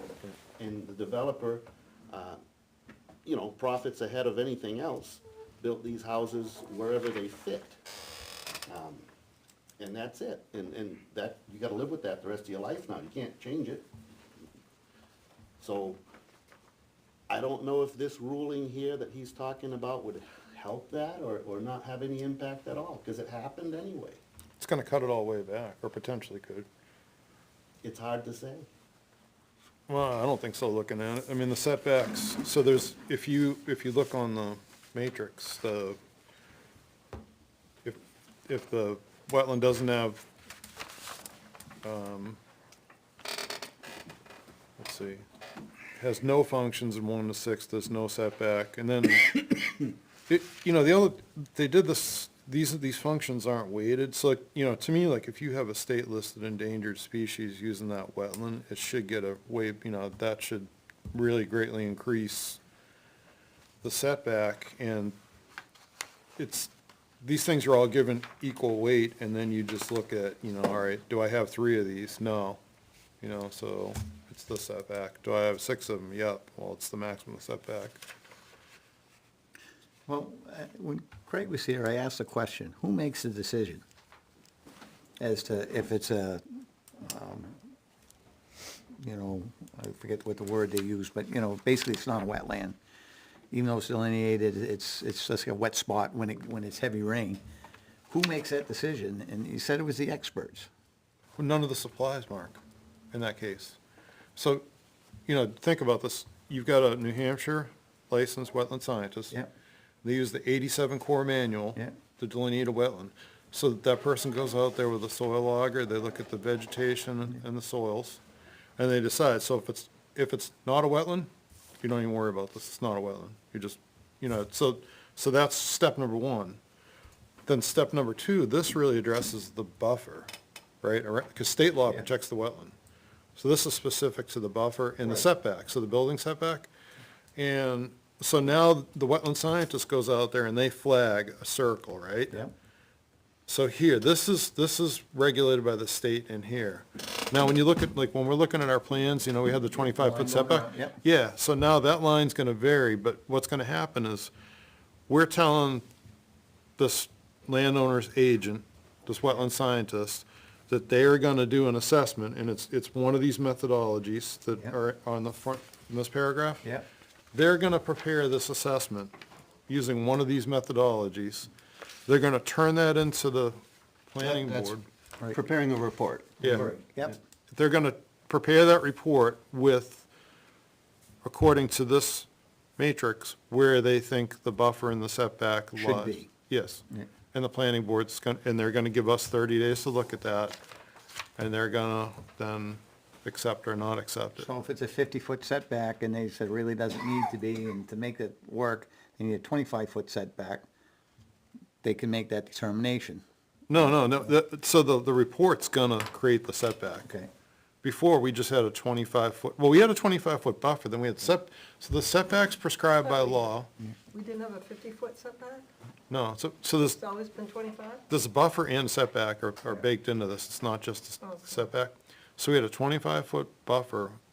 State law is a 70, there's 2 different setbacks to, I think, is there one for wells too? There's definitely one for septics. Well, I thought it was. No, not for wetland for a well. 75. Right in the middle of a wetland. Was it a water? I thought there was. Technically. No, Septic Septic. system. Septic is Septic. 75 feet. 75 on the septic. I thought well you can't punch in one because you don't want infiltration on the casing. I Well, guess no, you could- that doesn't happen anyway. You have to drive your casing 20 feet into bedrock and Yeah. seal it. Yeah. You can't mix the groundwater with the deep water. Right, yeah, Right, you definitely said can't. that. That's why the state basically frowns upon dug wells. Yeah, but I thought, Drawing surface water in a dug well. right, but I don't think you can punch a well in a well. I'm not sure what this, I don't have internet either, but what the, if there is one for wells. But anyhow, do we have a building setback? I think that was 50, I thought it was 50. Yeah, so that's going away. 50-foot setback from wetland. Yeah, so that's gone. That's what we were used to seeing on plans. So literally, this little circle right here, if this thing is one of the lowest value wetlands, according to the landowner's agent, and planning board agrees with them, the corner of that garage can be a centimeter over from that And wetland the edge. wetland itself is still subject to the dredge and fill obligations of the state. Right, but as long as you have erosion control around that Right, yeah. wetland and you put that footing, Doesn't I mean, sound it's right. literally that paper line, Yeah. that footing can go right there. I think that's kind of ridiculous. Yeah, that's what we're creating. And someone will push that limit. Of course they will, because you're trying to, Because they're trying to put a house in house a... lots. Well, that's why I think everything should be on a case-by-case basis, like the guy that wanted the gutter guy. Yeah. Where he's got the rock ditch line along his driveway, Yeah. which is considered a wetland, but really, no. So his driveway could be right along that, because roads are along ditch lines. Well, But the way our law reads now, that would prevent him from doing that. is that the, you know, is that a misdelineation though? That's, remember we were talking about getting the Bob Prokop out there to say, because there's only some people are really good at those anthropogenic situations. That's the hardest thing, is just to say, this is man-made, it's not jurisdictional, and then you gotta Again, document it that. just feels like a solution in search of a problem, because if, and I think that gutter business was a perfect example. You go to you either, sure, you can decide, you know what, 6 one way, half dozen the other, I'll go around the other side of the building. Or you just say, you know what, that's where it makes sense to have it. I'll make the case to the planning board, and yes, that's another meeting, another expense, but so is this report. That you now need, you're relying on a professional to prepare this report beyond the plans, and either it could be a real good one, be expensive, or it could be a real shoddy one and not be very expensive. But you've added an additional hurdle while trying to open up additional possibilities. Yeah, it's interesting that they don't have the option, that he didn't include an option to just stick with the 50-foot, not go through the rigmarole. Like, it sounds like every single project would require this, Right. as opposed to. You can always make Doing it. it Like, it would make sense maybe for if you wanted to try to have a smaller, setback, but, But if Yeah, you've it got seems plenty silly of to make room, you everyone should do definitely this. stick with a 50-foot yeah. setback. Well, it's common sense. If you have plenty of room, why would you want to encroach a wetland? That's right. And then bring all that wetness That- to your that- building? Bring the mosquitoes that much closer, or what have you. But that's not, that's The not weather the way it's recently, you'd have a stated. flooded basement. I mean, this is all about packing as many house lots and Yeah, of buildings course, in yeah. as you can, I mean, that's always the game, right? Yeah. Without building a road. Yeah. I But do, I it's- do like that idea of making this, it can be worked however it's worked, but making this and not the, just adding a line everyone, yeah. of Yeah. what The stands. wetland setback shall be 50 If- feet if- or. If you're looking to, Give them an option to be able to have it. If you want to reviewed. make the case that this is of no value and it was a misidentification or something like that, then This adds this an would give you an analysis to option, that. but, right, Yeah, but why Should make push every- everybody through that? Yeah. Yeah. you shouldn't have to. If you got 50 feet, then it shouldn't have to go to there. Shouldn't have to go So, do any of it. but Andy, what you just said, the misidentification thing, that doesn't even go to the town. Right. You hire another person to go back and it's a second opinion, you're going to a different doctor and saying, is this really a wetland? And if it's not, the town doesn't even get to know about it until, you know, someone does a land use complaint and they say, well, no, I got this, you know, it said there's no wetland assigned by a certified wetland scientist. So, Right. yeah, I mean, I think Well- what Suzu's saying is just to be able to say, yeah, just stick with a 25-foot buffer and however 50-foot setback and setback. not bother with 50-foot any of setback. this, yeah. Because have the if you as an option if they applicant, needed to, yeah. if that's your desire, it's a lot less expensive, I think, to go that route than to go through Yeah, getting this report, you know, commissioning this report, so that then you can say, all right, sure, I could be closer to that wetland, but I don't want to be anyways, so why do that to me? yeah, you know, does it tell you when you even have to do this? It just said Lots lots created created after after March March 24th. 24th. every lot. Oh, that sucks. New lot. Shall have a variable setback based on, Cause like if you weren't anywhere near them, the wetlands, and why would you even bother going through this hoop at all? Yeah. Well, your site plan's gonna have to show them unless there's look, the wetlands are, I mean, if you you, know, I guess if you're gonna 500 feet be away from where my building envelope is. greater can we than just- 75 feet, maybe you wouldn't. Yeah. I guess, Whatever goes on warrant will get approved. That's been the standard with planning board warrant articles. you know, I think I get this though, so they're saying lots created, that's not like you own 10 acres and you're gonna put a house in. It's the developer coming Creating a along trying to subdivision. fit everything in, and Subdivision. that goes on the subdivision plan. Yeah. Yeah, so I mean, that's gonna be a nightmare. So if you got 10 house lots, you need to judge every one of these, every wetland on the whole entire subdivision, state what every one of those is, cause that setback's permanently on the plan. Right, because it's not a one-size-fits-all. That's a horror show. Yeah, it's crazy. I wouldn't want to do that. So you folks know a lot more about this than I do, but the only thing I had was something Steve had already stated, that there's no weight to these, the scale, the points of the scale, they all appear to be weighted the same, as if they have the same importance, and they're probably, one item is probably more important than another, but it's not written that way. Yeah.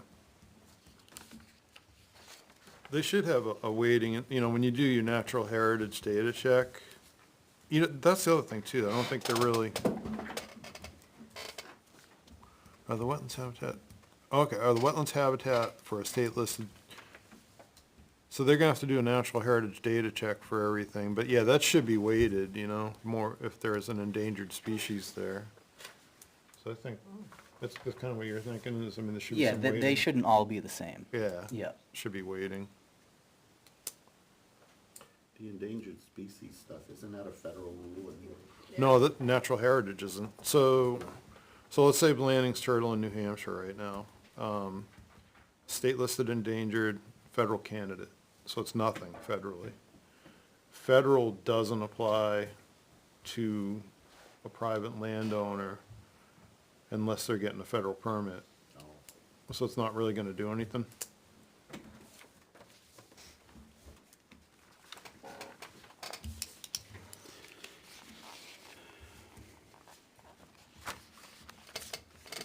All right, let's, So Andy, were you looking to go to their meeting tomorrow? absolutely not, but it's, That was worded poorly.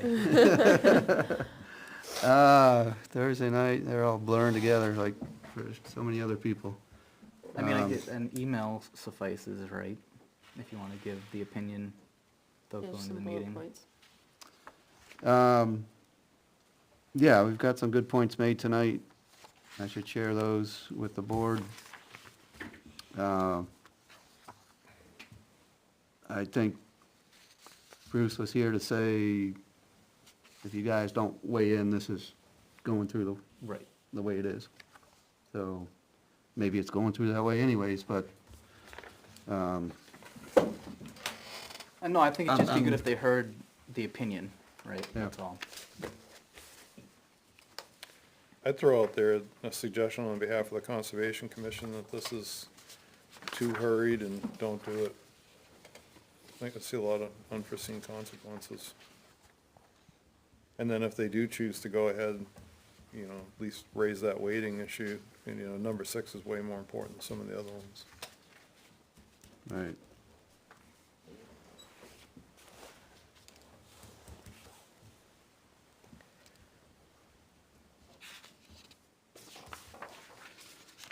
Not to keep begging, but if you guys have anything you want to share on this for our thoughts? Yeah, just state your name and that'll suffice. Dave Pratt, Winter Road. So, I saw the presentation on YouTube that Mr. Francisco gave, and my understanding, or the way that he proposed it, was that this wasn't the planning board coming and asking, it was Craig Francisco coming and asking. So, one individual on the planning board who works in this area sees something in another community, and wants to keep up with the Joneses, doesn't make sense to me.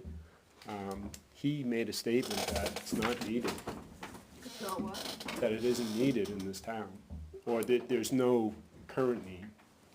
So, does this create a situation where developers wanna come in, build, make the town bigger? What's the consequences? That's my concern.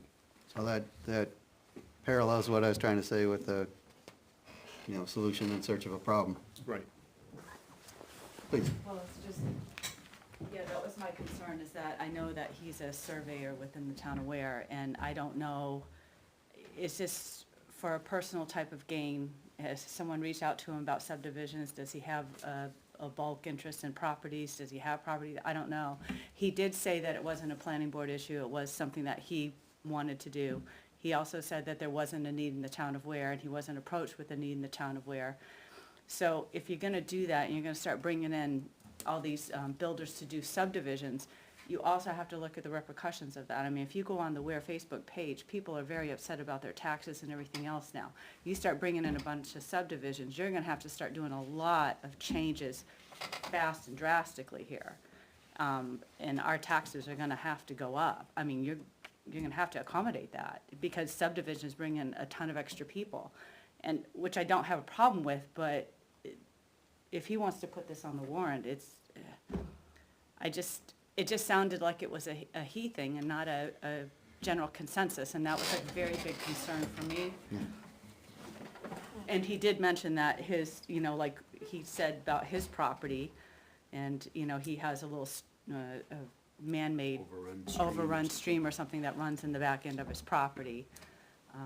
We live over near there, so, you know, of course, I did a little search on the tax map, and yeah, he's got about 60 acres back there, and I don't know if, I'm not speculating, Right, I'm and not I- saying anything, I'm not accusing anything, I'm just trying to figure out what's the rush, why now, what's not working now, it seems to be working, so if it isn't broke, why fix it at this point until we do have a need for it, and then have that conversation then. There isn't a need right now, and no one's brought up the need for it. I think what we've seen, certainly what I've seen, is that Craig's a straight shooter, and this is something he's been thinking about for a long time, as somebody in the profession that deals with, you know, these buffers and setbacks from a design standpoint. Absolutely, I respect his opinion on it. So I don't think it surprises those of us who have known him for a little bit that he's, you know, wanting to do this. We've also seen, you know, I think sincere concern for wetland degradation across town from Craig. So I don't, you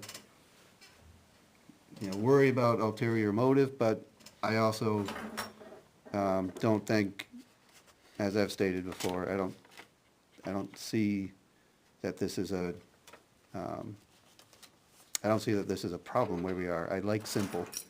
And I think folks can understand simple and apply it pretty easily. So No, I think just you've know heard the that- commission say that we're not excited about what we're seeing here. Well, I'm just afraid what's gonna happen is you're gonna determine whose decision it is, whether it's a good wetland or a bad wetland.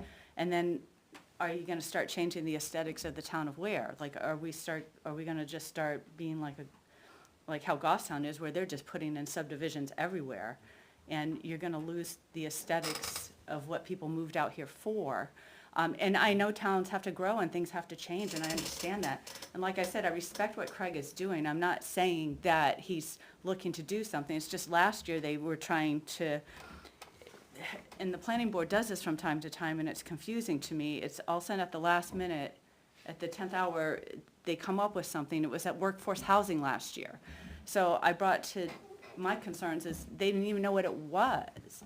And so I explained to him, you know, well, I searched what workforce housing is, so it got tabled, and now I'm wondering, is this another way to try to get subdivisions in again, as like the workforce housing was last year?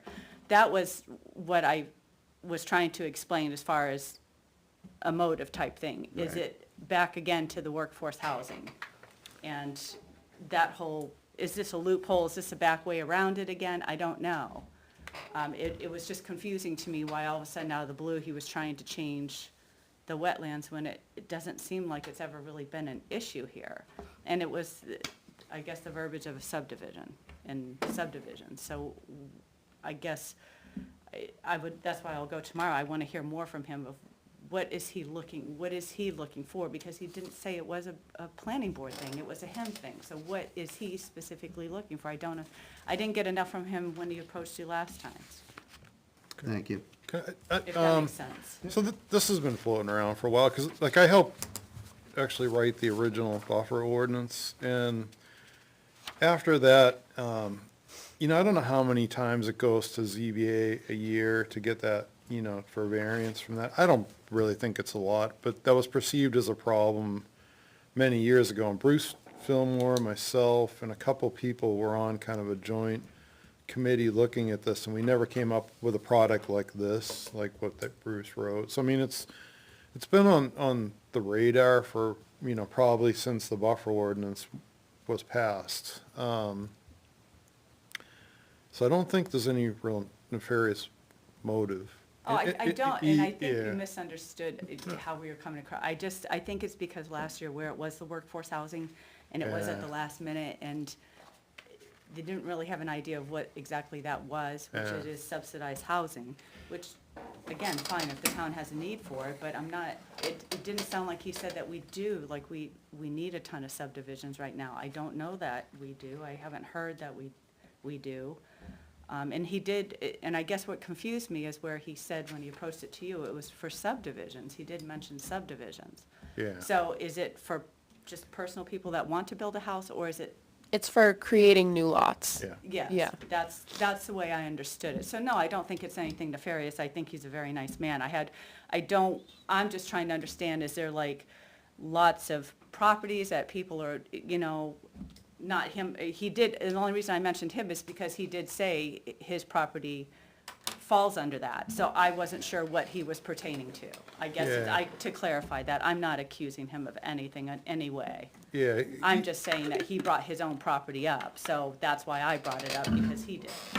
I think all these, the issues with just the costs for, when they're talking about workforce housing, it's like, like you look at Duck Pond, there's $700,000 houses going on. Right. Tiny lots, right? Right. And, it seems like in Ware that the new houses are pretty expensive compared to back in the day, Ware was a pretty affordable town. But if you look at the costs of development right now, I mean, it's that Class 5 road cost, and that's actually exempt from this. So if a developer wants to punch a Class 5 road in, that none of this stuff applies to it. But I think that's where a lot of the costs are. And like right now, the only subdivisions you typically see are like where someone has enough road frontage to create a few lots off, say you own 15 acres and you chunked it up into 3 5s. And then there's minor subdivisions and there's major subdivisions. And if you look at the planning board, ordinance on the town website, there are different levels of review for the both of them, so it's worth looking at. Right. So I think Craig's just creating kind of a headache on something that he sees as a problem and might not really solve anything, and it could actually be worse for some people, because now the buffer's bigger. Right. So, yeah, I don't know, No, I And appreciate you clearing that up, because like I said, I think it was the way he approached it that just made it sound like where he said it was a he thing, not a board thing, Yeah. and it was something he wanted to see done, and then he brought up his own property. It just, Yeah. it didn't make any sense to me, the town need for it, I guess. I guess if he had explained more the town need and gave examples of why the town needed it, I would have understood it better. And I think that's where the confusion was, so I thank you for clearing that up.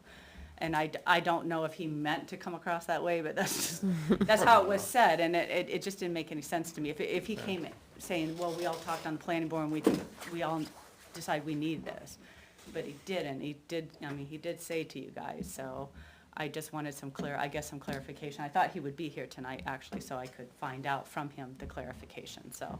Yeah. I'm not in any way saying that he wants to do it for his property. He just mentioned his property, mentioned him, and that it was his idea, so I'm just, There's an implicit assumption in what's been proposed that more of a buffer is a better buffer.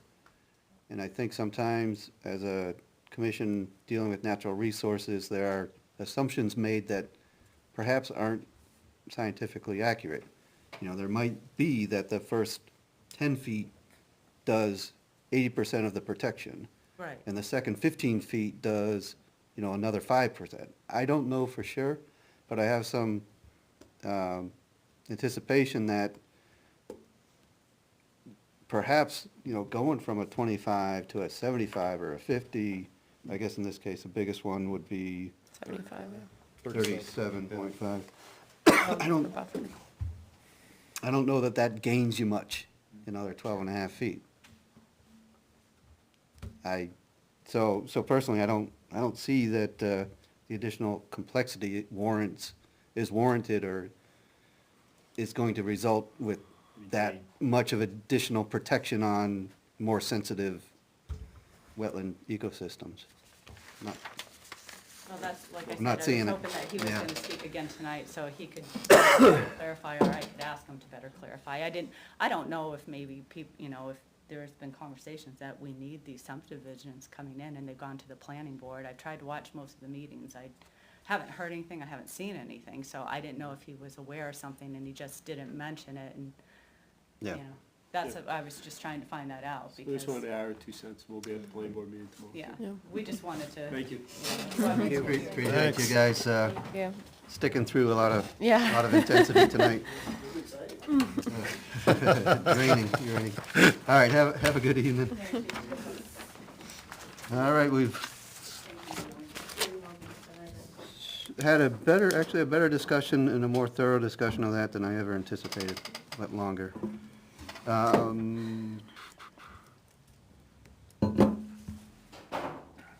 Correct me if I'm wrong, Madam Town Administrator, there's nothing else from Planning Board tonight, right? Regarding applications or anything? Good. So nothing, no additional time of meeting items. I think there were a couple mail items came through, but I did not see anything noteworthy. Did anybody see anything noteworthy on? You know, just the one from PLC. Yeah. There was some, on their monitoring at Breed Brook and Eastman. The trash was still on the property, that one? Yeah, and then ATV usage in Eastman. Yeah, up off, coming in off Parker Hill Road. Walker Hill, yeah. Yeah, that's something to note, but it's, especially that ATV usage, it's, But what one was head to waste? 49 Winterberry Lane. The dumping yard waste on the property. Where's that? Up by the backside of the lake. Breed Brook. Holly Hill. Oh, that's a good one there, huh? Yeah. That seems like a common problem. yard waste. We get the yard waste and sometimes the manure. Let's draft them a letter for the next meeting or something, so please don't. Is it grass clippings though, for like compost? When they say yard waste, that's what I. Usually, it could be brush, could be sticks, what have you. But yard waste the biggest thing, I think, yeah, would be, Brook. would be the grass and then the leaves, Leaves, extra yeah. leaves, which. Yep. All right. AEF draft letter, welcome back. Kids are taken care of. All right, so I will take a swing at a letter and we can look at that next time. Thank you, Mark.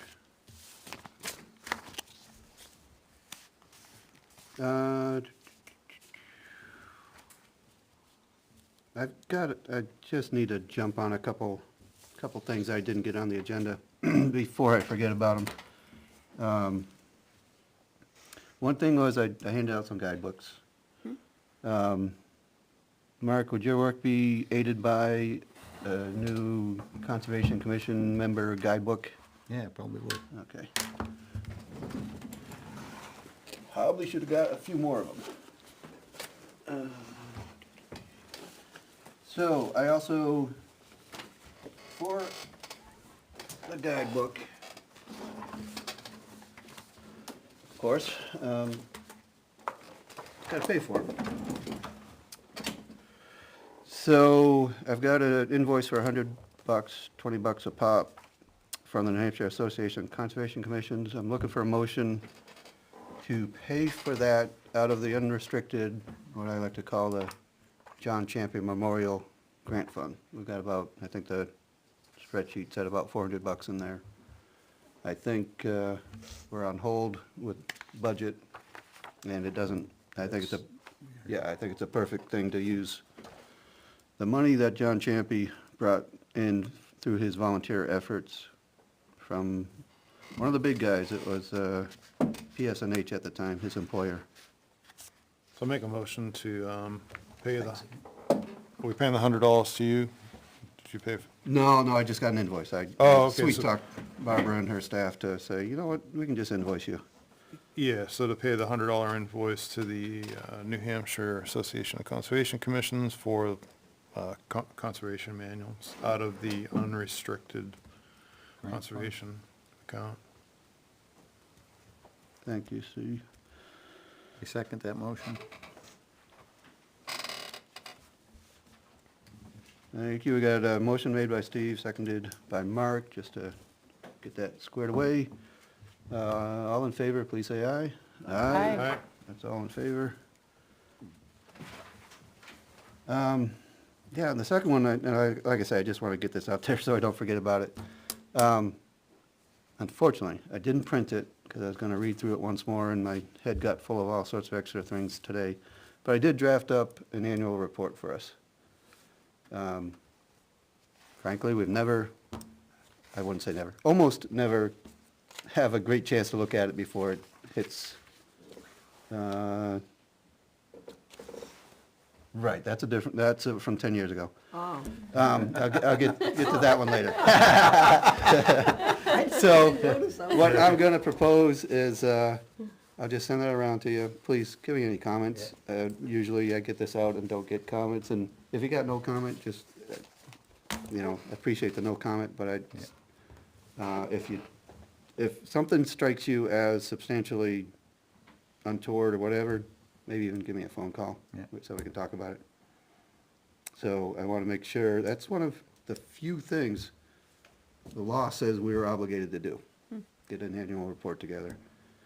Town has not told me deadlines on that, but She did send it, but I don't know that it went the right place, because I don't remember seeing it. we're trying to get it out to everybody by February 1st. Yeah. So, February 1st is gonna come before we meet again. And, like I say, I don't view it as something that we need motion and approvals and all that stuff, but I do take it seriously, and if somebody finds something that could be said a better way, fantastic, and I'll say this like I do every year. If anybody is ever itching to write that for us, I'd be glad to share the next one with somebody else. It doesn't have to come from that chair, it just needs to hit the town report. Maybe poke us in September or October. All right, we No, got, I said somebody us. spoke up, somebody spoke up. I heard it. I'll second that. So good point. But the bottom line is, this has been 2023 was a wholly unanticipated and very unique year, and it still continues on into 2024. And like I said, check out the writing, and let me know if there's something I can do better. So enough on that. Let's take it from the top. Jump right up to the December 13th minutes.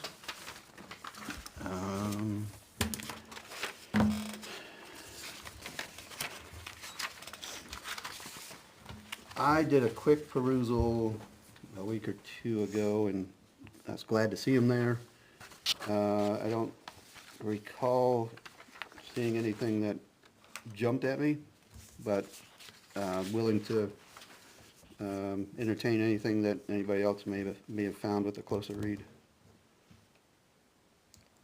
Or we can take a few no. minutes here. Only thing I saw looking at it quickly at the beginning of the meeting was on line 21. It should say current ordinance treats all wetlands the same. I think that better gets at Yep. everything Craig was saying. Yep.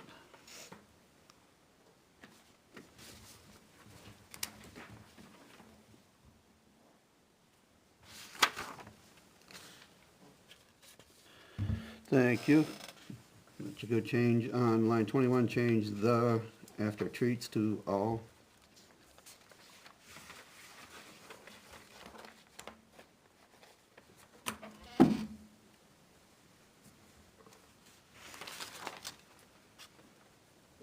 I'm not sure what 103 was. The need for partnership is ongoing. Yeah, that's an agenda item that Steve shared a couple months ago that we've never got to. And that's talking about, partnering with land trust on conservation easements.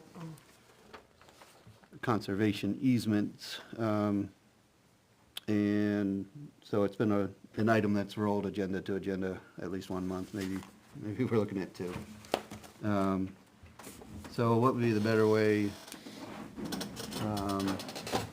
Could say that item was tabled, or was not heard, or, We'll just Not add that addressed. it's a land trust conservation easement or something in there, so you look back at the minutes, you'll have some idea what they're talking about. Because I couldn't remember what it was about when I read it. yeah, that was just an agenda item that we Didn't actually. we blew across without working on it. So frankly, I think the cleanest thing to do is just to strike 103. It We'll strike it out. doesn't Okay. edify the minutes, so I'd recommend a strikeout. Everybody good with that?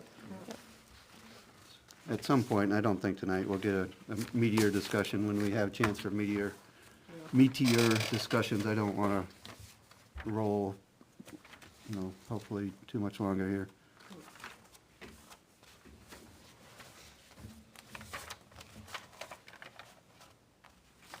Anything else that folks see? All right, do we got a motion to approve those from someone? I'll make a motion to approve as corrected. I'll second it.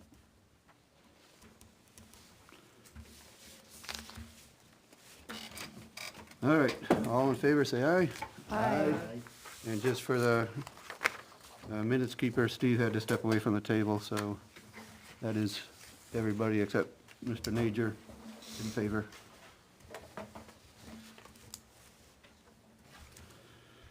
All right.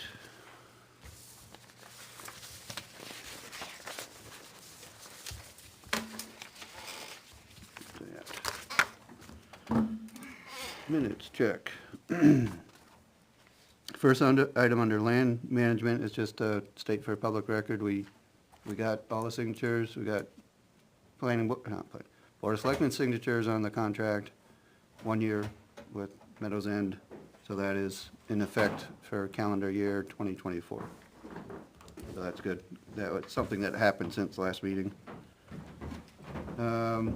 Steve, we're jumping I under. just had one Yeah, go ahead. question on the forester. Yeah.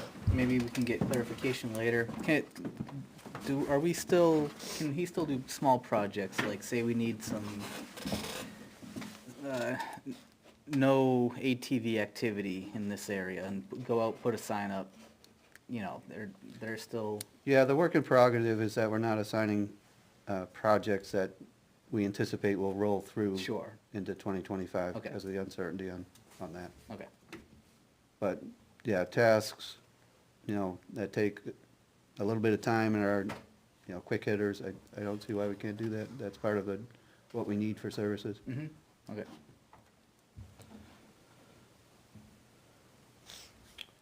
Steve, can you remind us, if you recall, what the next step is, just for the Felch Farm? Do you remember the date on the showing? Today. That was today, that was, Yep. did that happen as far as you know? As far as I know, it did. Check, I okay, don't know how many attended, but I. right. And then so you had to attend to bid, and the bids are going to be open at the next Conservation Commission meeting. If it gets canceled for some reason, we will go to the next Wednesday. Board of Selectmen meeting. Yeah. Right, so that we don't kick it through or Yep. do a special, but we'd have to post accordingly. Naomi, the posting, is that just 24 hours? For an emergency meeting typically, yeah. Is that even a meeting if we show up at the board? Like, did the Board of Selectmen have to post tonight, or did we, like, I had to post tonight. okay, I did Tuesday morning early. all right, so, They were gonna be here. yeah, so if we miss the meeting, then we're gonna post that we're gonna have a joint meeting with the. Yeah, so we'd flip that, Yeah, so we'd have time to do that. Yeah, well, basically, if the meeting's canceled, you know just to post the conservation meeting for the next Board of Selectmen meeting. Yeah. You just email that out. Yeah, not a bad idea to pop the reminder out so that we're working. Yeah, yeah, definitely. Well, I mean, that's what we Together. gotta do. Yeah. All right, so that's moving on. Garden property asbestos abatement. Are we to the point, Ray, where we need to set a date to say on this date, we're gonna dig into this, or is this something that, Well, I brought some examples tonight of what we need to do to submit it so that it can go out to bid. I don't know if you wanna work, it's gonna take a little time. So what I did is I copied a sheet from a job that just got the low bidders on, it, just so you have an idea of how that goes and what it looks like here. And then I copied this. This is from the town of Hampton Falls, and they had to abate some asbestos in the floors at a school. And that's the results from that bid. The contractors that bid it,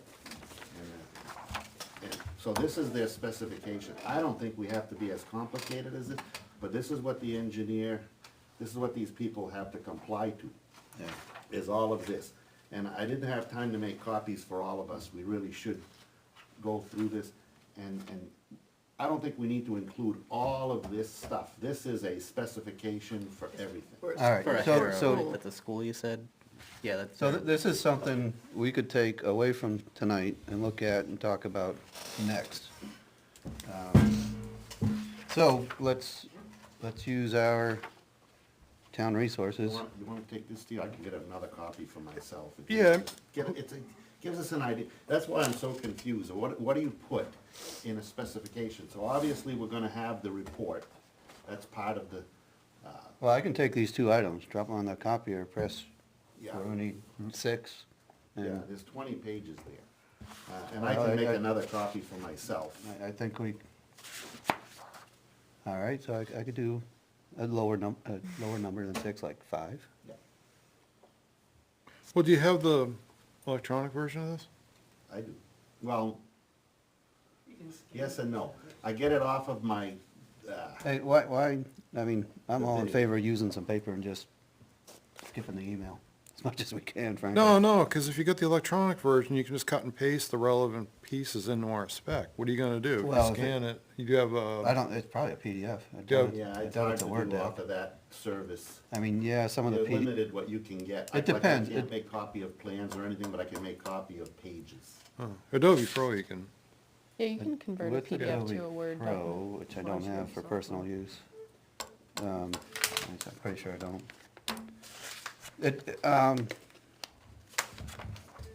See, the thing with me is I'm afraid to do anything. With everybody watching us, and we're gonna do something wrong. You know, I don't mind taking it on and just writing this for the next meeting if you want. I mean.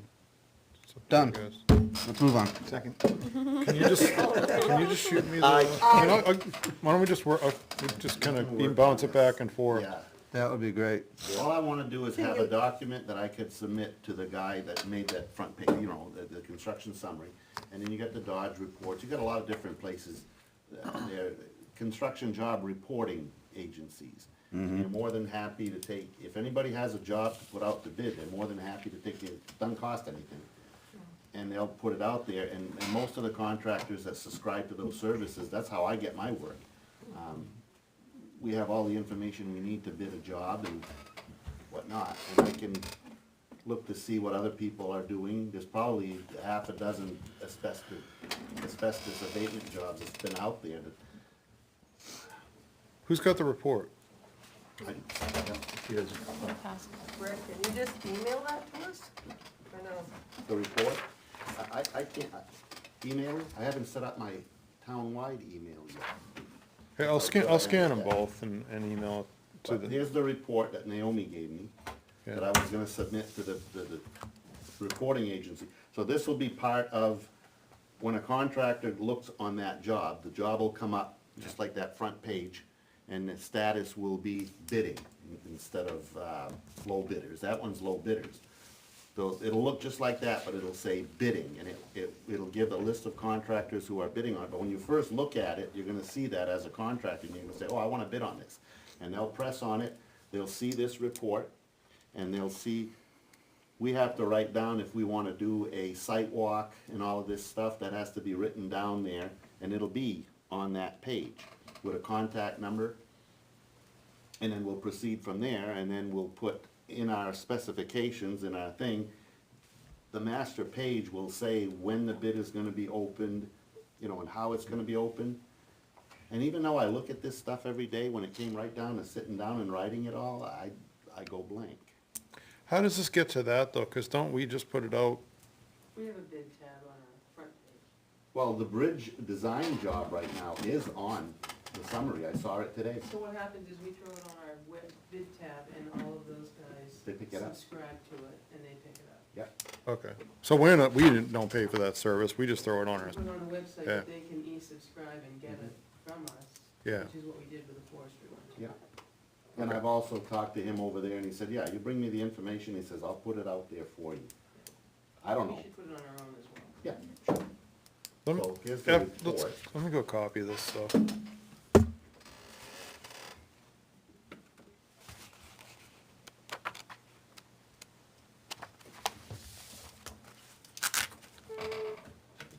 Just copy right up to the meeting, or? I don't know why that didn't go through with the minutes. It's like, well, it's, I don't know, it just didn't seem like it needed to be rewritten, it's right there, that was the carryover.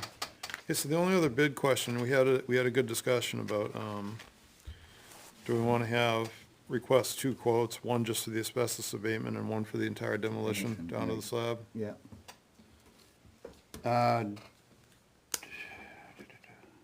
Well, the question But is. didn't we'd want to have the maximum number of, returned bidders, right? So if somebody just wants to bid on one aspect, would we wanna know what their bid on that one aspect, or do we want to only limit it to folks who bid on the Both. the We'd have to bid on- remediation and the demolition? So I guess we could, I mean, realistically, it's probably But gonna if we cost got the somebody boat. who's great at demolition with an awesome price, but they're not so great at remediation, can we pair them up with somebody who's really good at Well, you can remediation? have two separate contracts, I see it all the time on these types of things where people will bid out for materials and stuff, and different contractors win bids for different phases of a certain job. Yeah, so there's folks out there that they'll do abatement, and then the homeowner does the demolition. So you. So I'm saying we wanna capture the, Right, so we can put it out to bid, asbestos abatement and demolition. And then on your instruction sheet, where they first get on there, you would instruct them and say, okay, this is how we want this. We want a price for the abatement only, and a price for demolition only, or a combination thereof. So there are bidders that might wanna bid only one of the two, some will wanna bid both of them. We have to be careful how we're gonna award that now. Yeah. We don't want another thing like we're going through with of course not. the logging thing. Hopefully So we're learning along the way. I don't quite know, there's a way to do it, I just don't know, you know. So there's so little asbestos in here, just looking at this, maybe we ought to skip that. And I don't know if, we need to, like, things have changed with Public Works and they're short employees now, but like, what's our chances of getting an excavator over there in the dumpster and Yeah. Well, you locking know it how down we could ourselves? post it as a demolition job with asbestos abatement, because all the demolition guys I know do or have somebody that works for them that does the abatement part.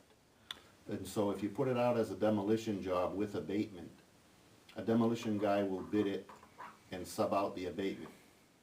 Maybe that's But what- we're gonna be paying for a demolition job. Well, here's a problem why you don't wanna do that, because if the price for the demolition with the abatement comes in really high, but the abatement is fairly affordable, then we can still talk about like burning it or demoing ourselves. Or even making a deal with the logging company and say, hey, Right. come tear this down now, Right, in consideration for crossing on the land. or letting them have our gravel or something like that, right. So, yeah, I think you gotta have just the abatement costs. Yeah, I and think- that's why I've been having so much trouble sitting down. I mean, when it comes to paperwork, I am not the guy. I do all the bidding and the billing in our company, but Donna does all the compliance reports and everything else. That is not my thing. I'm good with taking a crack at this. Yeah, I agree with that.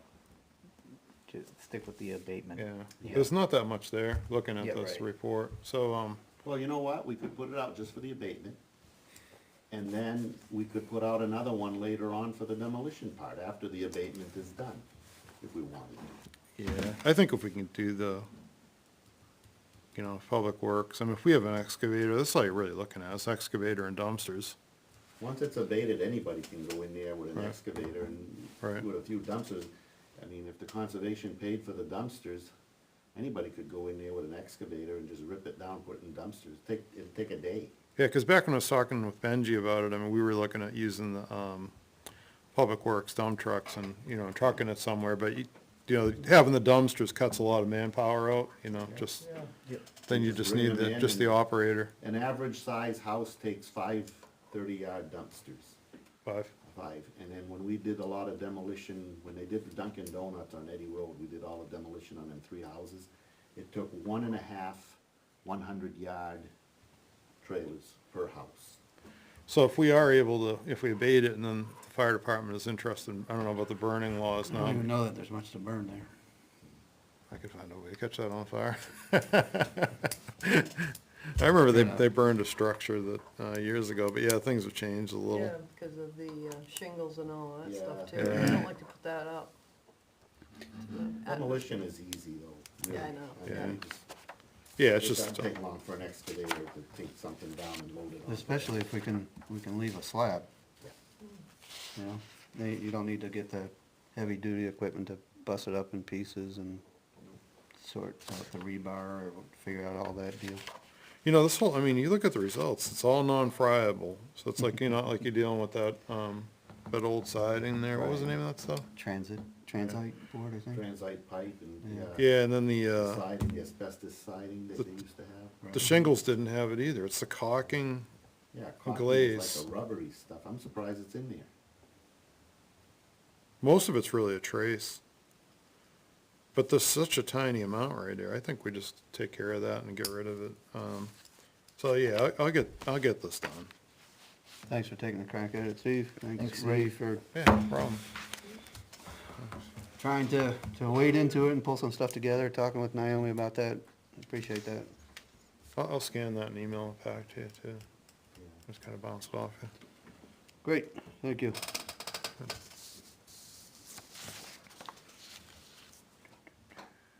Let's see, Let's do that article before you forget about it.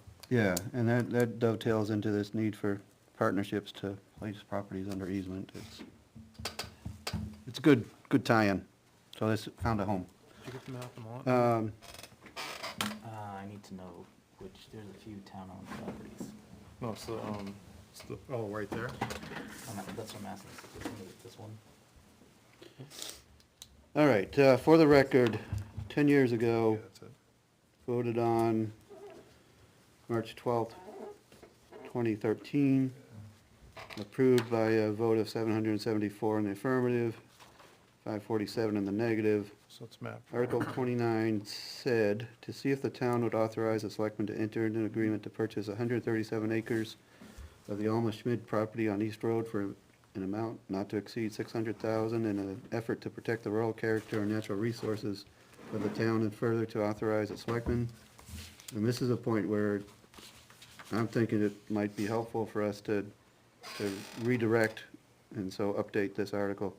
This says to authorize the selectmen to convey certain conservation easements over a portion of the property to a qualified land trust, such as PLC or SPNF. 20 acres of the property will be set aside for future recreational facilities and gravel pit for the town. Further, to raise and appropriate $380,000 to be offset by $50,000 from the Conservation Fund and $130,000 from the Mildred Hall Trust Fund. Those numbers changed, but that's what the article said. The remainder of the purchase cost will be offset by grants didn't happen being sought by the Russell Foundation. This is a non-lapsing article, will not lapse until the project is complete or until December 31st, 2018, whichever comes first. We did hear from legal that it's non-lapsing, so that date was irrelevant. Right, that piece became irrelevant, the purchase price is irrelevant, and those breakdowns are irrelevant.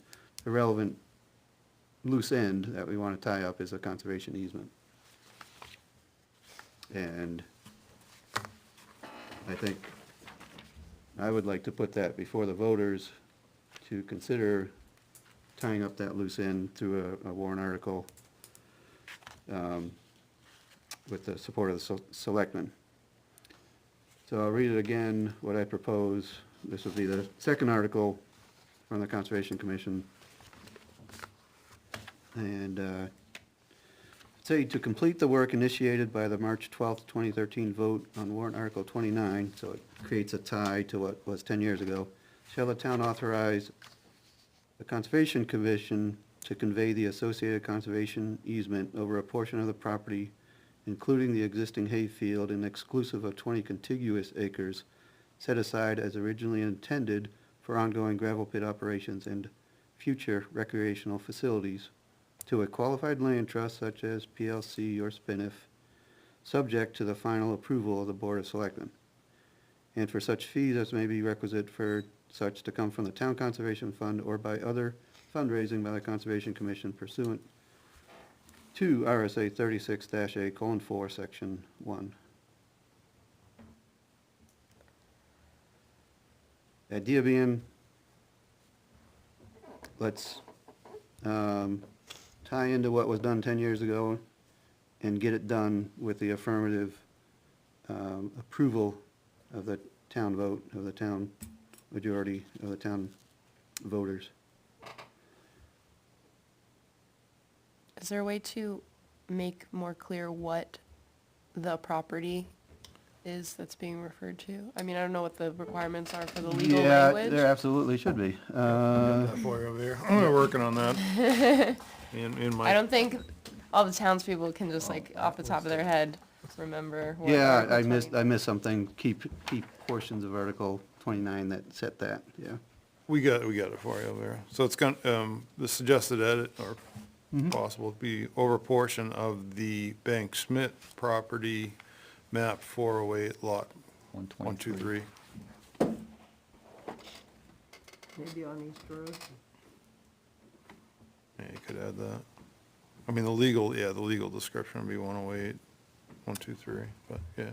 Banks, portion of the Banks Schmidt property gone? On, it's 408-123 tax amount. Yep. All right, so in parentheses, map 408 408-123. Lot 123, yeah. dash lot As an average 123. town person that doesn't keep track of what we do and wouldn't know this from anything else.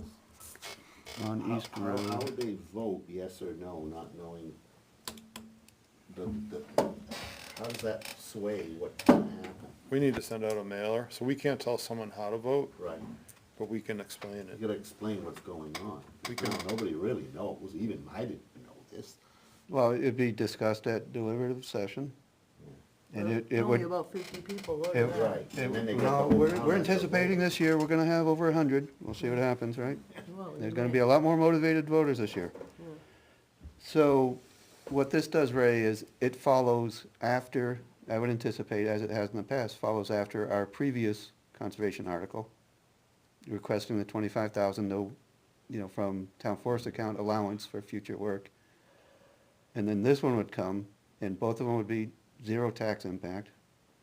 And both would be recognized as clearly as conservation articles, and the hope would be that support would be as it has been in the past. And there's an affirmation with doing two things. It's both closing the loop and assigning the task to where, I hope the planning board and town administrator agree with us, it would be better placed. The burden should be on us, but it's also assigning the stumbling block of the fees involved.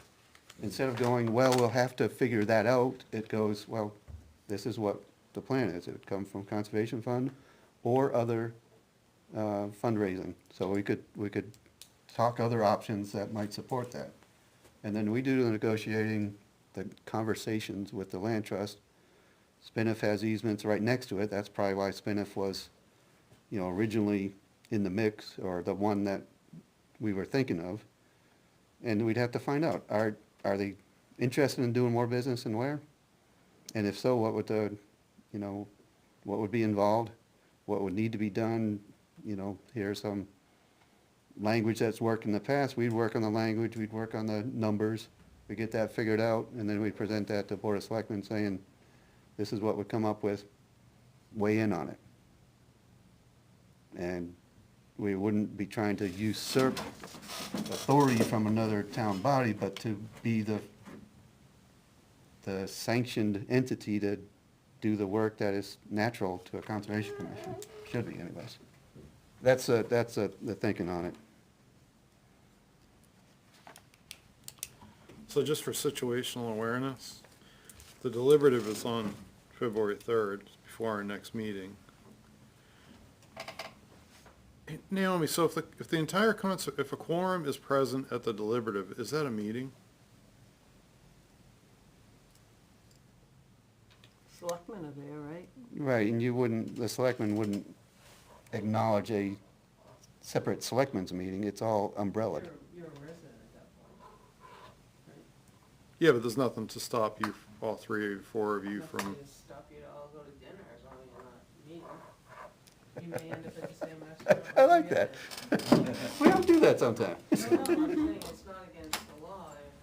Not If you're gonna sit and meet, Right, as long as we're not working. by chance, you could run into 2 or 3, 4, 5 of you could end up someplace together, personally with your other halves or whatever. It's not a meeting. well, you're there to You can't say, speak "Sorry, to we the can't article. eat here 'cause Yeah. we're eating it," I'm not sure, yeah, just, I don't think, you're not gonna say, we as a conservation, the finance committee posts their meeting, cause they may have to confer on an item. We post ours together, cause we're there. but we need to talk about tonight, like, presumably Andy or someone is gonna have to get up and speak to this article and take a position. I mean, Yeah. you've spoken on articles, you've Yeah, spoken I on have, yeah. articles. So we Well, I just do think it. the more the merrier, the more that would Yeah. speak to it, even if we're saying the same thing. In this case, in this venue, I don't think there's any, Sometimes that's asked of not to keep the meeting short. well, then if that was asked, then that would be our response, of course. So, Okay. So it's on the 3rd, and then, so we've got a meeting after that, and then, so there's gonna be a huge Facebook campaign against this thing.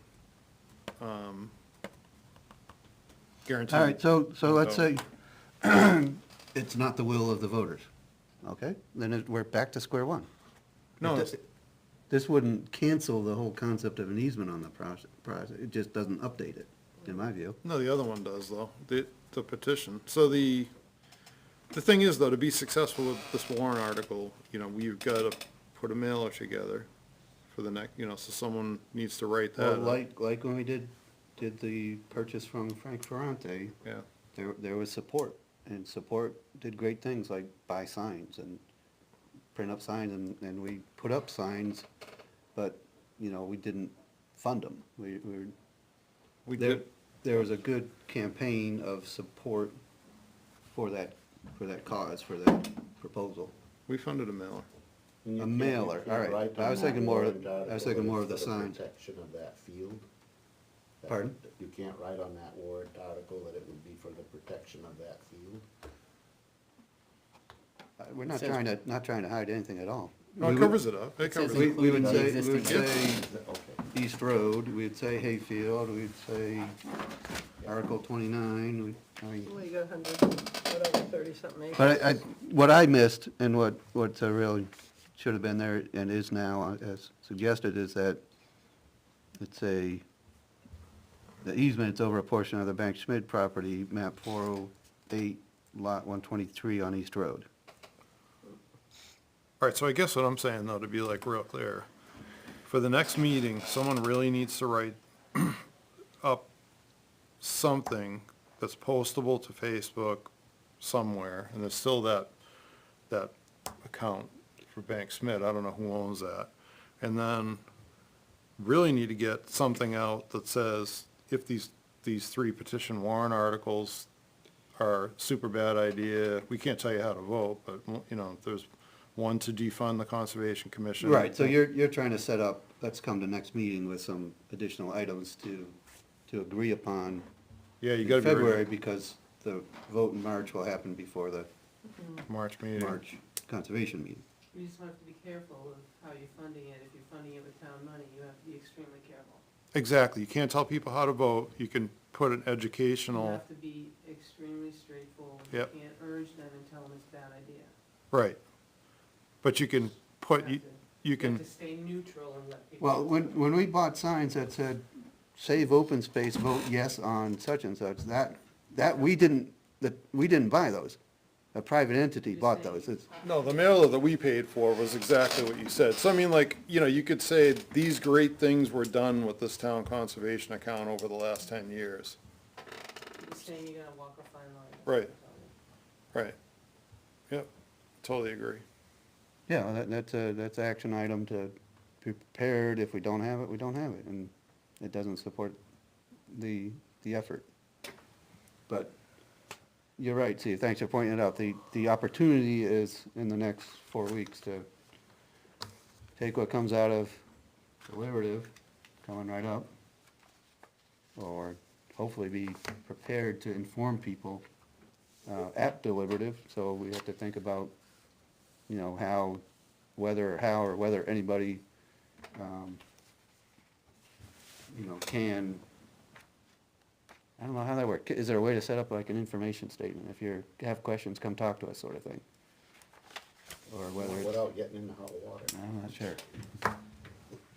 I thought back when we did the original Article 29 at deliberative, Ian or somebody was set up as a, you know, this is what we're proposing, you know, here's our little table presentation of what's involved in this. And I think I've seen those in the past, maybe it's way past. I remember don't know. Pat hanging stuff up on the wall years ago for some of the articles too, like maps and stuff Yeah. like that, but. Are we able to do that, Naomi? I mean, the police chief put up information Right. on the table. He didn't man it. Yeah. You know, because there is a break usually at deliberative session. You can wander over, because I don't supply food. So, pack lunch. No cantina opened, we had that once upon a time and didn't, really, yeah. So now everybody knows to just bring a lunch. Yeah. So that's kind of the problem, right, is do you have another meeting to try to prepare something before the deliberative, or do you? Well, you could have a special meeting and meet upstairs. Yeah, work session. You could have a work session upstairs. And, because this room's pretty much booked solid, isn't it, Naomi? Depends on when. I mean, it's not every night. Friday's always available.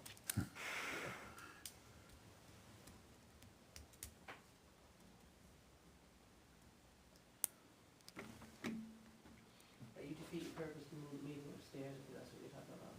There's no camera. If you're thinking you want to get information out to people, upstairs wouldn't be your option.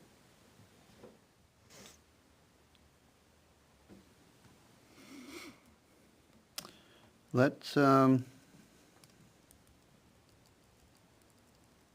mean, it could be, frankly, it could be very simple. It could be our, hopefully, I don't know what's up here, our conservation side at a table with folks, you know, sitting at it, you know, conservation, come talk to us. You got questions? We can talk. What is the deliberative session that you guys are referring to? Great question. It's a legislative session of town. Okay. So it is where you, To go over where all you these look at every proposed- warrant article. Okay. You get the opportunity to weigh in on it as a speaker. Mhm. You can suggest changes. You can voice support, or you can voice opposition.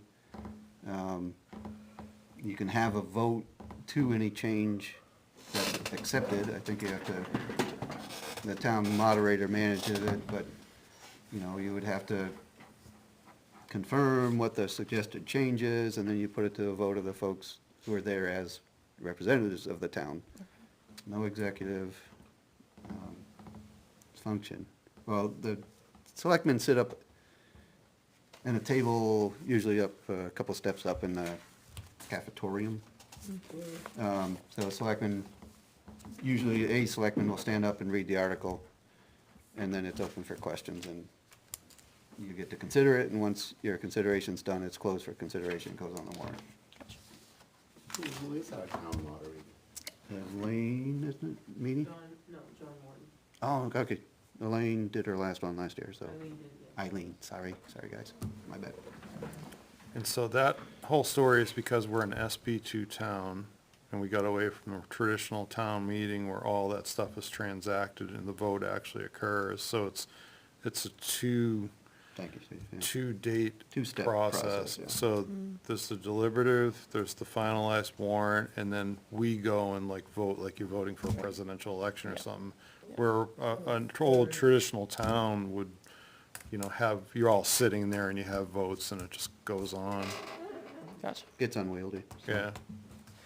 So the first part captures that back and forth between, First part sets the ballot, basically. and gives the town folk a chance to debate it. Okay.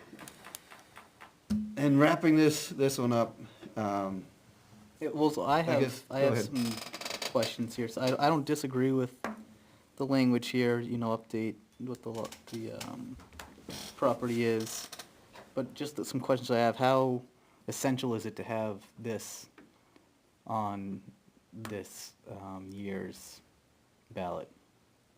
Is there anything contending that this wouldn't happen? Yes, okay, yeah, it's to balance the vote. okay. There's a petition article that we don't know for sure, it's subject to additional review, that may go on the ballot that essentially says, Conservation Commission, give up the hayfield, we're gonna build ball fields.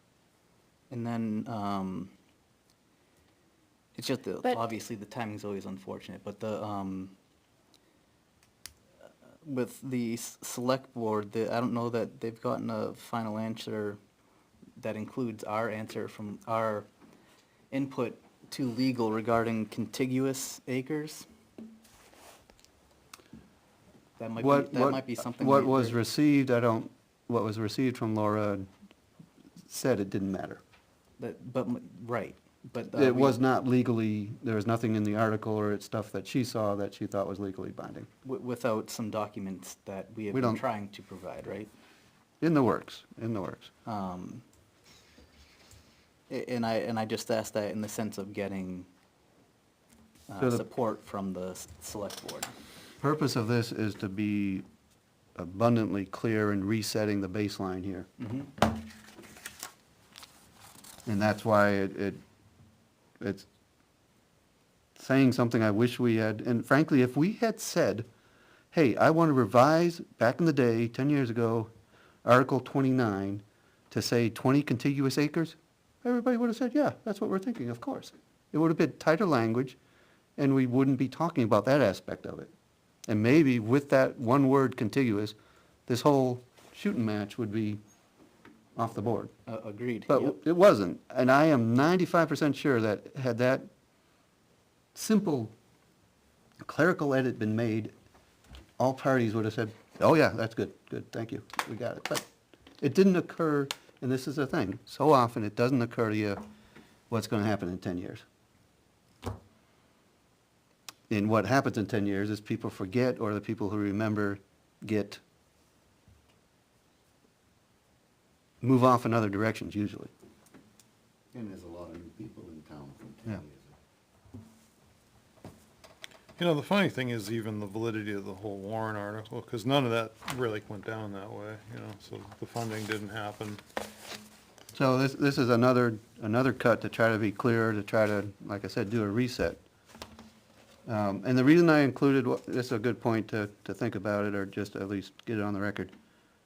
The 2013 Conservation Commission Annual Report is, we had roughly the sixth, 1 out of 6 paragraphs more or less, of that report was dedicated to this project.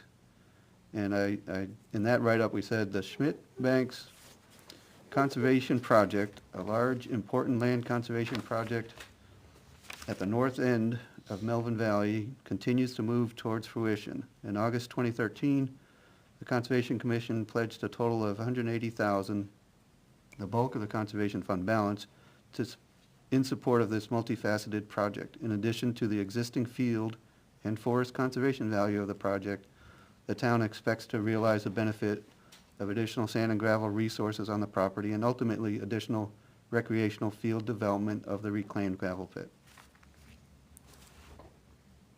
It's a new day, that was the old day, but in my opinion, there was clarity back then, what we were moving towards.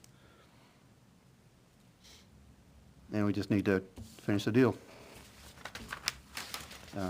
And this is a way to counterbalance and say, hey, voters, does this sound like a good idea to you or not? And if there's been a sea change and the vote is, I don't like that, then that's what the vote is, and that's the will of the people, and this concept goes away. It does not tie up the loose end, and we take that up with the Board of Selectmen and others at that point. What are we gonna do? And then we've, frankly, we'll know all sorts of, the way all sorts of the other pieces have fallen, or, and we adjust at that point. There's a possibility that you could have two articles and both could pass, and one could say, we like recreation, and one could say, not a bad idea to hold on to the hayfield. You could have both. And that would, frankly, express what is pretty common. Folks want both. Folks like both. Or maybe you find, one's more palatable than another, and then there's some guidance offered. Again, we don't know what's gonna be on the warrant. We don't know whether this is gonna be on the warrant, but I think it's a strong move, affirmative move. And I would urge y'all to, ask questions on it, or as you have been. But if we don't have any more questions or discussion, we also want to keep moving.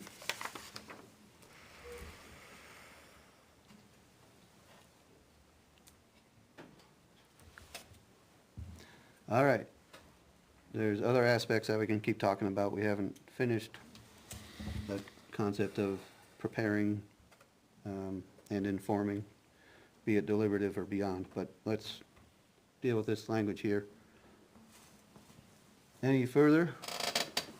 Actually, any motion to move on this article? So what are the final modifications before we make a motion to move on it? So, third line, between the and property, we insert Banks Schmid property. So I guess we want to eliminate the second property. So it's after the, before including. So it would read, convey the associated conservation easement over a portion of the Banks Schmid property, map 408, lot 123 on East Road, including the existing hayfield, and nothing else changes. I'll make a motion to submit that to the Board of Selectmen for consideration on the 2024 warrant. Second that.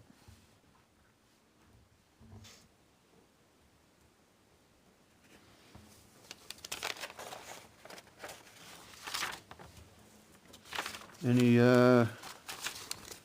further comments? There being none, all in favor say aye. Aye. Opposed? I'm gonna Abstain? I got one because I'll be voting as a selectman. All right, so we got Zuzu, Mark, Andy, Steve, Mike, Snowmobile trail running. and Ray. Yes. Sherry abstaining.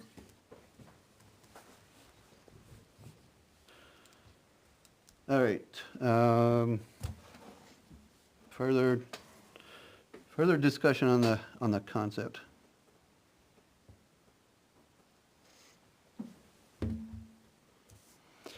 All right, let's do that.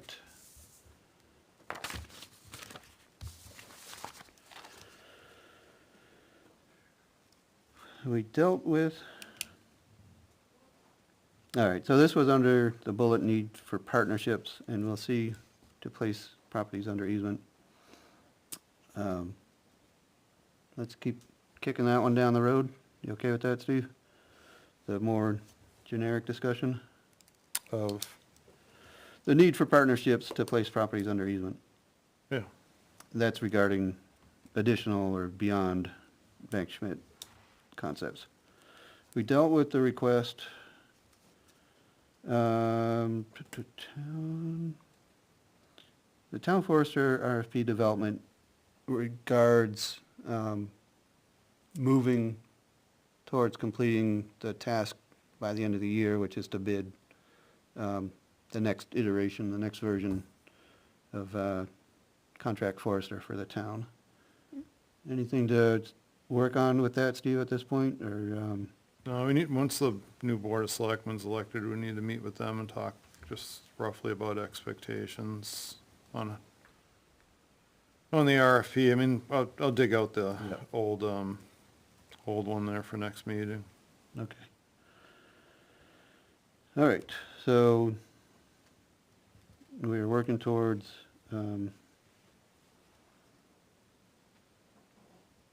April on that.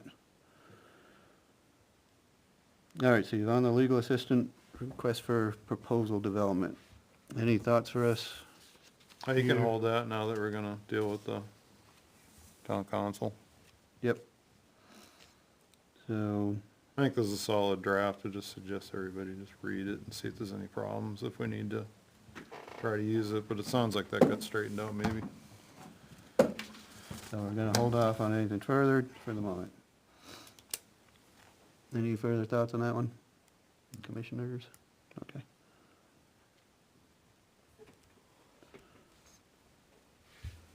And we dealt with the next one. Any other land management concerns that folks have that we ought to discuss? Gotta pay a couple of bills from Meadowsun. Yeah. Just, you can just tell her to pay him, I think. pretty much. Yeah, I will do that.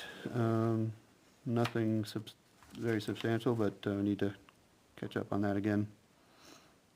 One question on that. Yeah. So, you kind of said something about it before, but I still don't fully understand. Under the contract, Meadows then's paid by the stumpage for the administration and prep for the timber sale. Why do we pay- Administration of the timber sale, prep is, I think, a little bit, Well, maybe I'm Bit interpreting different. wrong. but- Yeah, that got crossed out on the contract. You got it with either? The Yeah. one that got signed?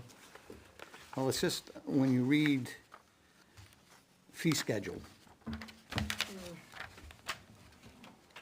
it says, forest harvest project management, project preparation and project administration. So he's paid on the logs and the pulp chip. And then he's paid 20% of the gross stumpage for the project administration. So why are we paying hourly for the am I misunderstanding what preparation is, or? That's, Is that the this is actual? the signed one. Yeah. So that one statement got taken out of it, that,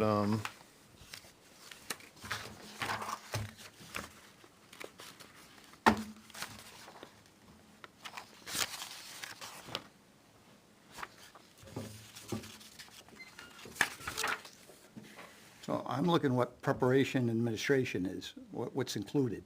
yeah.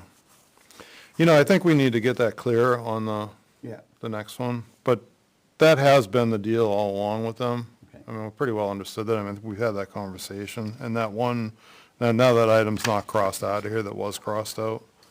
Forest harvest preparation, reconnaissance of woodlot, location and document, so they talk about it here, what that is. Selection and marking of trees, measurement summary. Harvest contact prep between the town and logging contractor. Project supervision, project accounting, so they didn't list in there, the showing. So if you want to have the showing included, I mean, you'd have to write that into the next agreement to keep it level, and that should be clear, whatever we expect one way or the other. Exactly. So it's, I think we should do that, but yeah, I mean, we've discussed that, that's not in there as far as the actual showing. In the, Well, that was the showing, but it was preparation. I don't think they're counting that as physical, preparation, I think, is marking the documents, but the showing their charges. Well, one of the bills we just had here. I that was haven't there. read them yet. Yeah, just came, there was two Yeah. of them, here in the last day or so. Hang on. I think it was today, or yesterday, they came in an email. Yeah. Yeah, they just came. Just want to be clear that, you know, he needs to be paid what he needs to be paid for work done. But if he's paying him a percentage, then it's percentage. If we're paying him hourly, we're paying him hourly. I just want to be clear that we're paying them both, you know, that it's one or the other. I don't know what I do with They're on my your head. So right here, it's got rebid of Felch timber sale bid and noticing to contractors in Yeah. town. Necessary time to attend management matters involving town forest needs per FSA. So yeah, I mean that, they charge us an hour and 15 minutes for the notice. So I mean, they didn't clearly include that. I mean, I would say in the next, that's definitely been the discussion point that we've had. All along, they've been doing it this way. I think we've understood that. So I think in the next contract, if you want to have that included, But isn't there a natural breaking point? Because everything's preparation up to the bid being awarded. Right. Once a job starts, there's a different. There's administration. There's a different set of things that happen that are paid And they through. have it as preparation and they have it as administration. Is preparation for the timber sale? I would say administration. I don't think preparation, the word preparation should be in there. I think that's just a word that needs to be expunged. Okay. All right. I'm just trying to understand it. yeah, I mean, we need to write in the next one, like, if you want to have it in there under the percentage. But that makes sense though, because we ran into this whole thing, because we're saying some of the preparation stuff you don't get paid for until the harvest is underway, and then you start receiving payment on the stumpage. But what if that harvest never happens? What if it's just for weather concerns? So now we're stuck in that bind of saying, well, they did work, but they're not getting paid for the work because there's no harvest. Whereas Okay. if that stuff is, But the deal with that would be then, we would pay the hourly, but he doesn't get percentage. Right. When the harvest did happen, he wouldn't get the percentage, because we've already paid him for that. You know, the problem is the hourly's not really a good deal for them. Yeah. You look at their hourly rate, it's not Yeah. that good. The money for the consultant forester's in that harvest percentage. So they're not gonna let you out of it for just that. I'd be shocked. You know, that would've been a headache if we got that Yeah. far along and like, to monetarily figure out what that was really worth. It's worth way more than the hourly. You know, it is like, I mean, say like in the auto business, right, you get so much for parts. Right. You know, your markup, same kind of thing, you know, you couldn't, if you were just paying a mechanic just the hourly for the repair, it would have to be higher, because they were making so much off of the parts too. Which is understandable. Yeah. But if I go in and I quote you a job at a fixed number, Yeah, it's a fixed number. yeah, I don't go back afterwards and tell you, I'm gonna bill you this hour because I spent so much on getting that part cleaned or getting that cleaned. I quoted you a price, yeah, and that's what the price is. yeah. So that's how I look at it, is Yeah. the fact that you quote us a price, you're taking percentage. but you also have shop fees thrown in there. You also have other things that are, you know, outside of that grouping that are legitimate expenses to you, and one job might have more of them, or there might be a peculiarity of a particular, or are you saying those shop fees are linked They're linked. Linked to the. to, total to the amount that you project? quote. Yeah, it's a link to an amount. Well, So, all right, so you're saying those are not variable, they're just, I think we but understood it's, but it's this. another, it's like, well, why have a separate category of shop fees? Why not just roll that into the, Because that, you know, if you want to get into shop fees consider all the stuff of, if you're working on a car and you need a little bit of brake clean to clean that part. I'm not charging a whole can of brake clean. So you break it out over the cost. I think there's some And I understand, but, similarities in the industry, and we gotta make sure, yes, that we're not, and I just understand, and I just want to make sure, see, we were billed for everything, and then it's percentage. I just, you know, either, some of that's part of the job if you're taking it on, that you're taking percentage. So this is what goes with percentage. I think the next agreement, we should amongst ourselves collectively be sure of what we're asking for so that everybody understands that. But in this case, you also think this is the second showing for the same sale, so I mean, that wouldn't Which we really. already paid for them. Yeah, we paid for that first one. Right. But that has been the way that, you know, we've understood that they've done business. But if you want to tighten that up and you want to go that direction, Yeah. but we want to convey it clearly to all the Correct. bidders. Well, whatever- I just going by what the contract read Yeah. and how I interpret the contract. I didn't have anything to do with writing a contract or anything else. That's how it's, and that's how I interpret this contract. And as a board member and town resident, I was just looking at the fact that in business, for me, that's almost double dipping. Yeah, it's a You get very, percentages and then you're getting hourly. Yeah. It's one or the other. You take it as it's a per hour job, and we have jobs that it's by the hour. I can't quote you a number because I don't know what it's gonna be. It's gonna be by the hour, brake lines usually. Yeah. It's a by the hour job. It's time and materials, okay? And that's what you accept. Yeah. If I quote you a job, then you accepted that job at that price. If I do it in an hour, and it's a 3-hour job and I made money. If it took me 5 hours, it still didn't cost you any more. yeah, and I just think we, you know, as far as understanding what was in the Yeah. quote, you know, Yeah. so we need to just clarify that. Yeah. I mean, for the amount of money, you know, you're gonna see, I'm sure, a couple hours for the actual, Showing, yeah, and then whatever it was to do the award. yeah. So I don't, well, actually, we should get the award documents, so yeah, Right. whatever they're showing. So it's not a big amount of money either way. But yeah, I mean, I think we should just straighten that out, and, you know, on the. Yeah, just need to clarify I it. think the administration should be, Yeah. it's only stuff after the award, and the job then goes into another phase. Let's just write that in the, you know, when we do the RFP. And what results from that, you know, can we argue that there ought to be a lower percentage on stumpage, or can they argue that there ought to be a higher labor rate? You know, there's a negotiation that can happen there Yeah. Correct. to balance things out, but yes, we want to be absolutely clear on the language on just what is what. Yeah.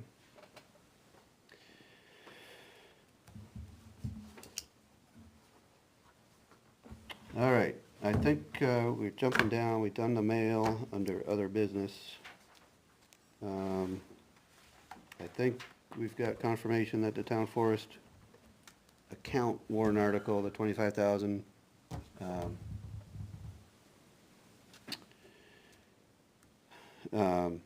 operating budget for contract forestry work has hit the warrant. Our access to that's all been taken care of. What we haven't hit is, we've been hit by we haven't touched base on. We've hit by a slew of 91A requests. They are what they are, and we try to respond to them.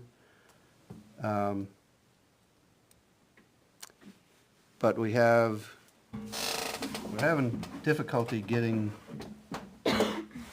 our conservation account emails out to a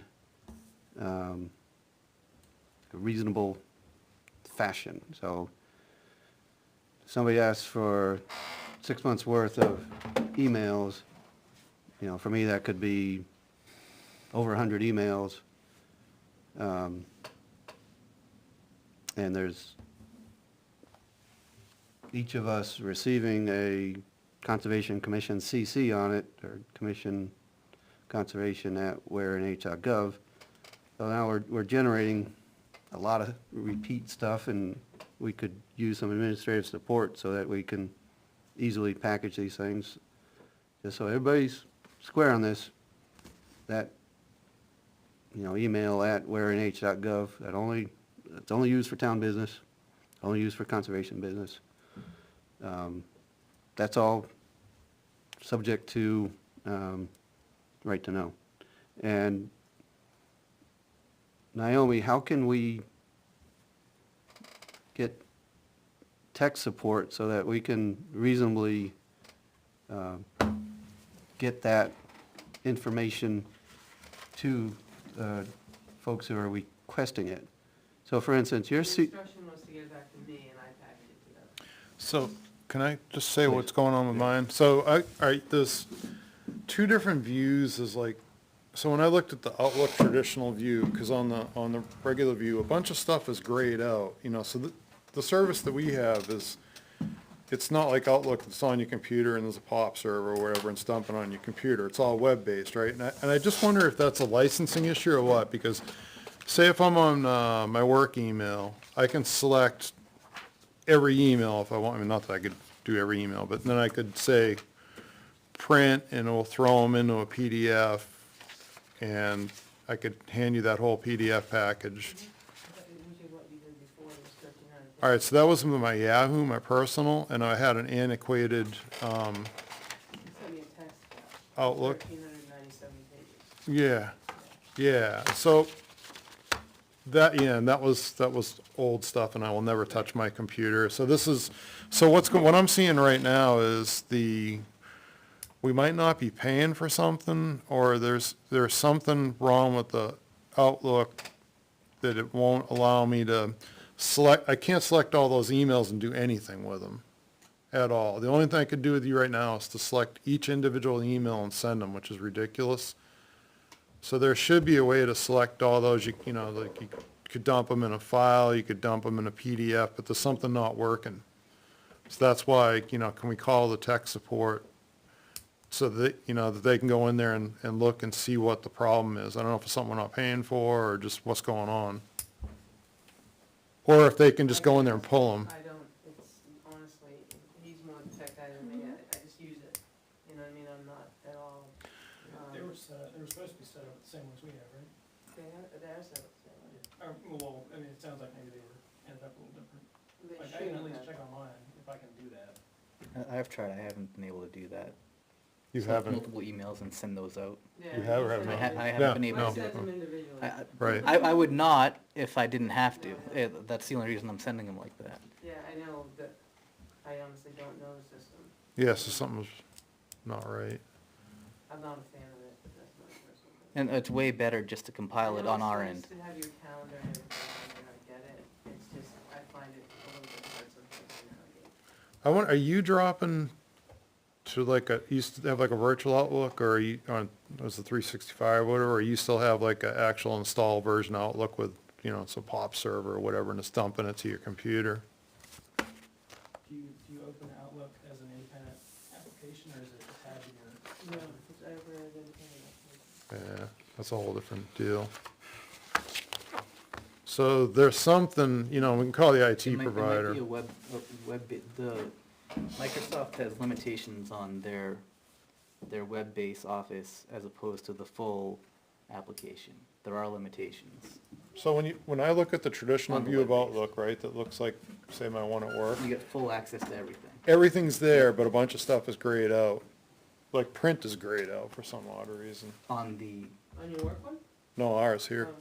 So like, Print, and then, you can't even do that, because it's grayed out. so like the work one, I mean, I could print it, like, you could print a PDF, now you probably have, I don't know if Outlook, because like some Microsoft stuff will convert to a PDF, but I don't know if Outlook, if you need to have a Adobe license, but there's no reasonable way to do this right now. And the more town emails I get, I mean, you're gonna get into the thousands, you're not gonna forward every email, so if, We don't have the contacting town council policy like. No, we do can- IT, right? I mean, can he just, does he have to go, like, can he Yeah. just talk to Doug? No, Here's I another, just don't know, I mean, I find it cumbersome with the right to knows on our own, because everybody sends me all the emails.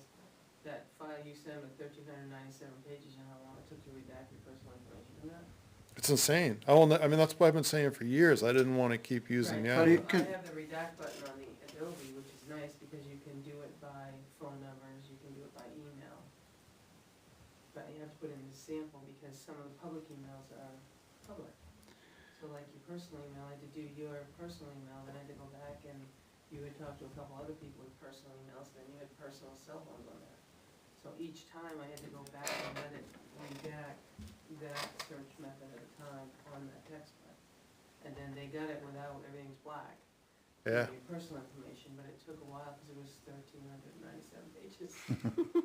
I know, it's unbelievable, isn't it? Just, But I find, I haven't mastered it, and maybe it is cumbersome, I don't. no. Print works. I printed all that stuff off the email today.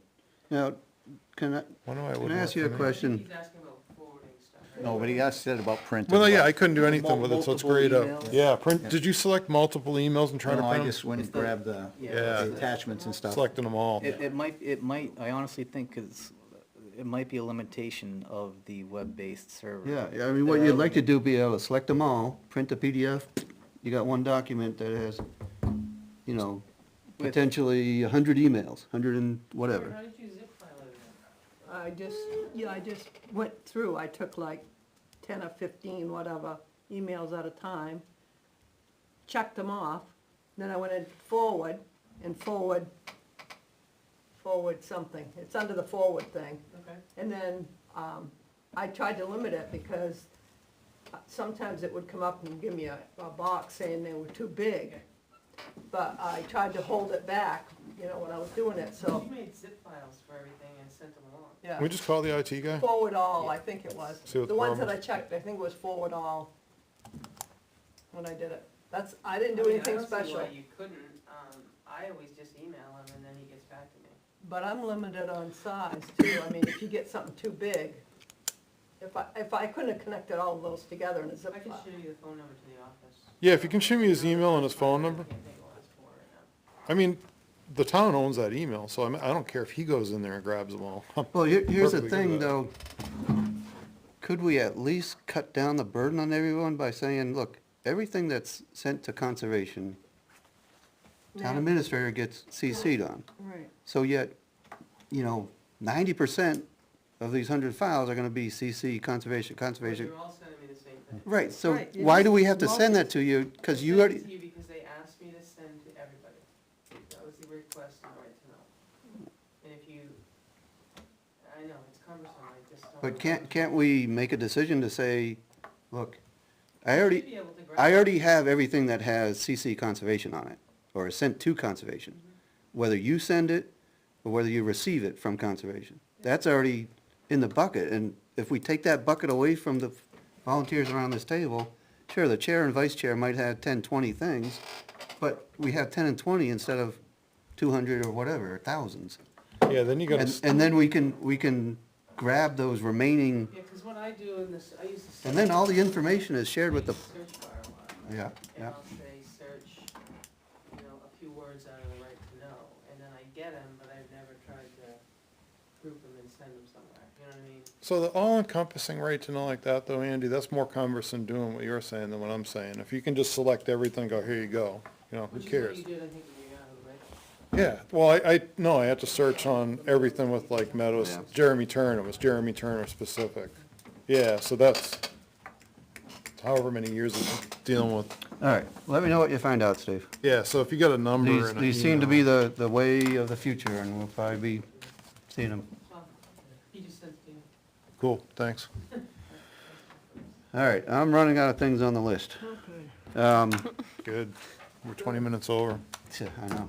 Salem, you came back, anything you'd like to share with us, or you're just soaking it all in? Turn it back on when I got home, it sounded exciting. Then I showed up, and it's what it usually is, pretty Awesome, dull.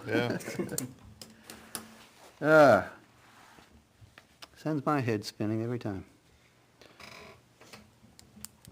Anybody have anything else for tonight? No. Nope. All right, let's hit it for 10:22. Who's got it? Motion. Steve, second. Second. All right. You did all was seconding today. I did, huh? All in favor, say aye.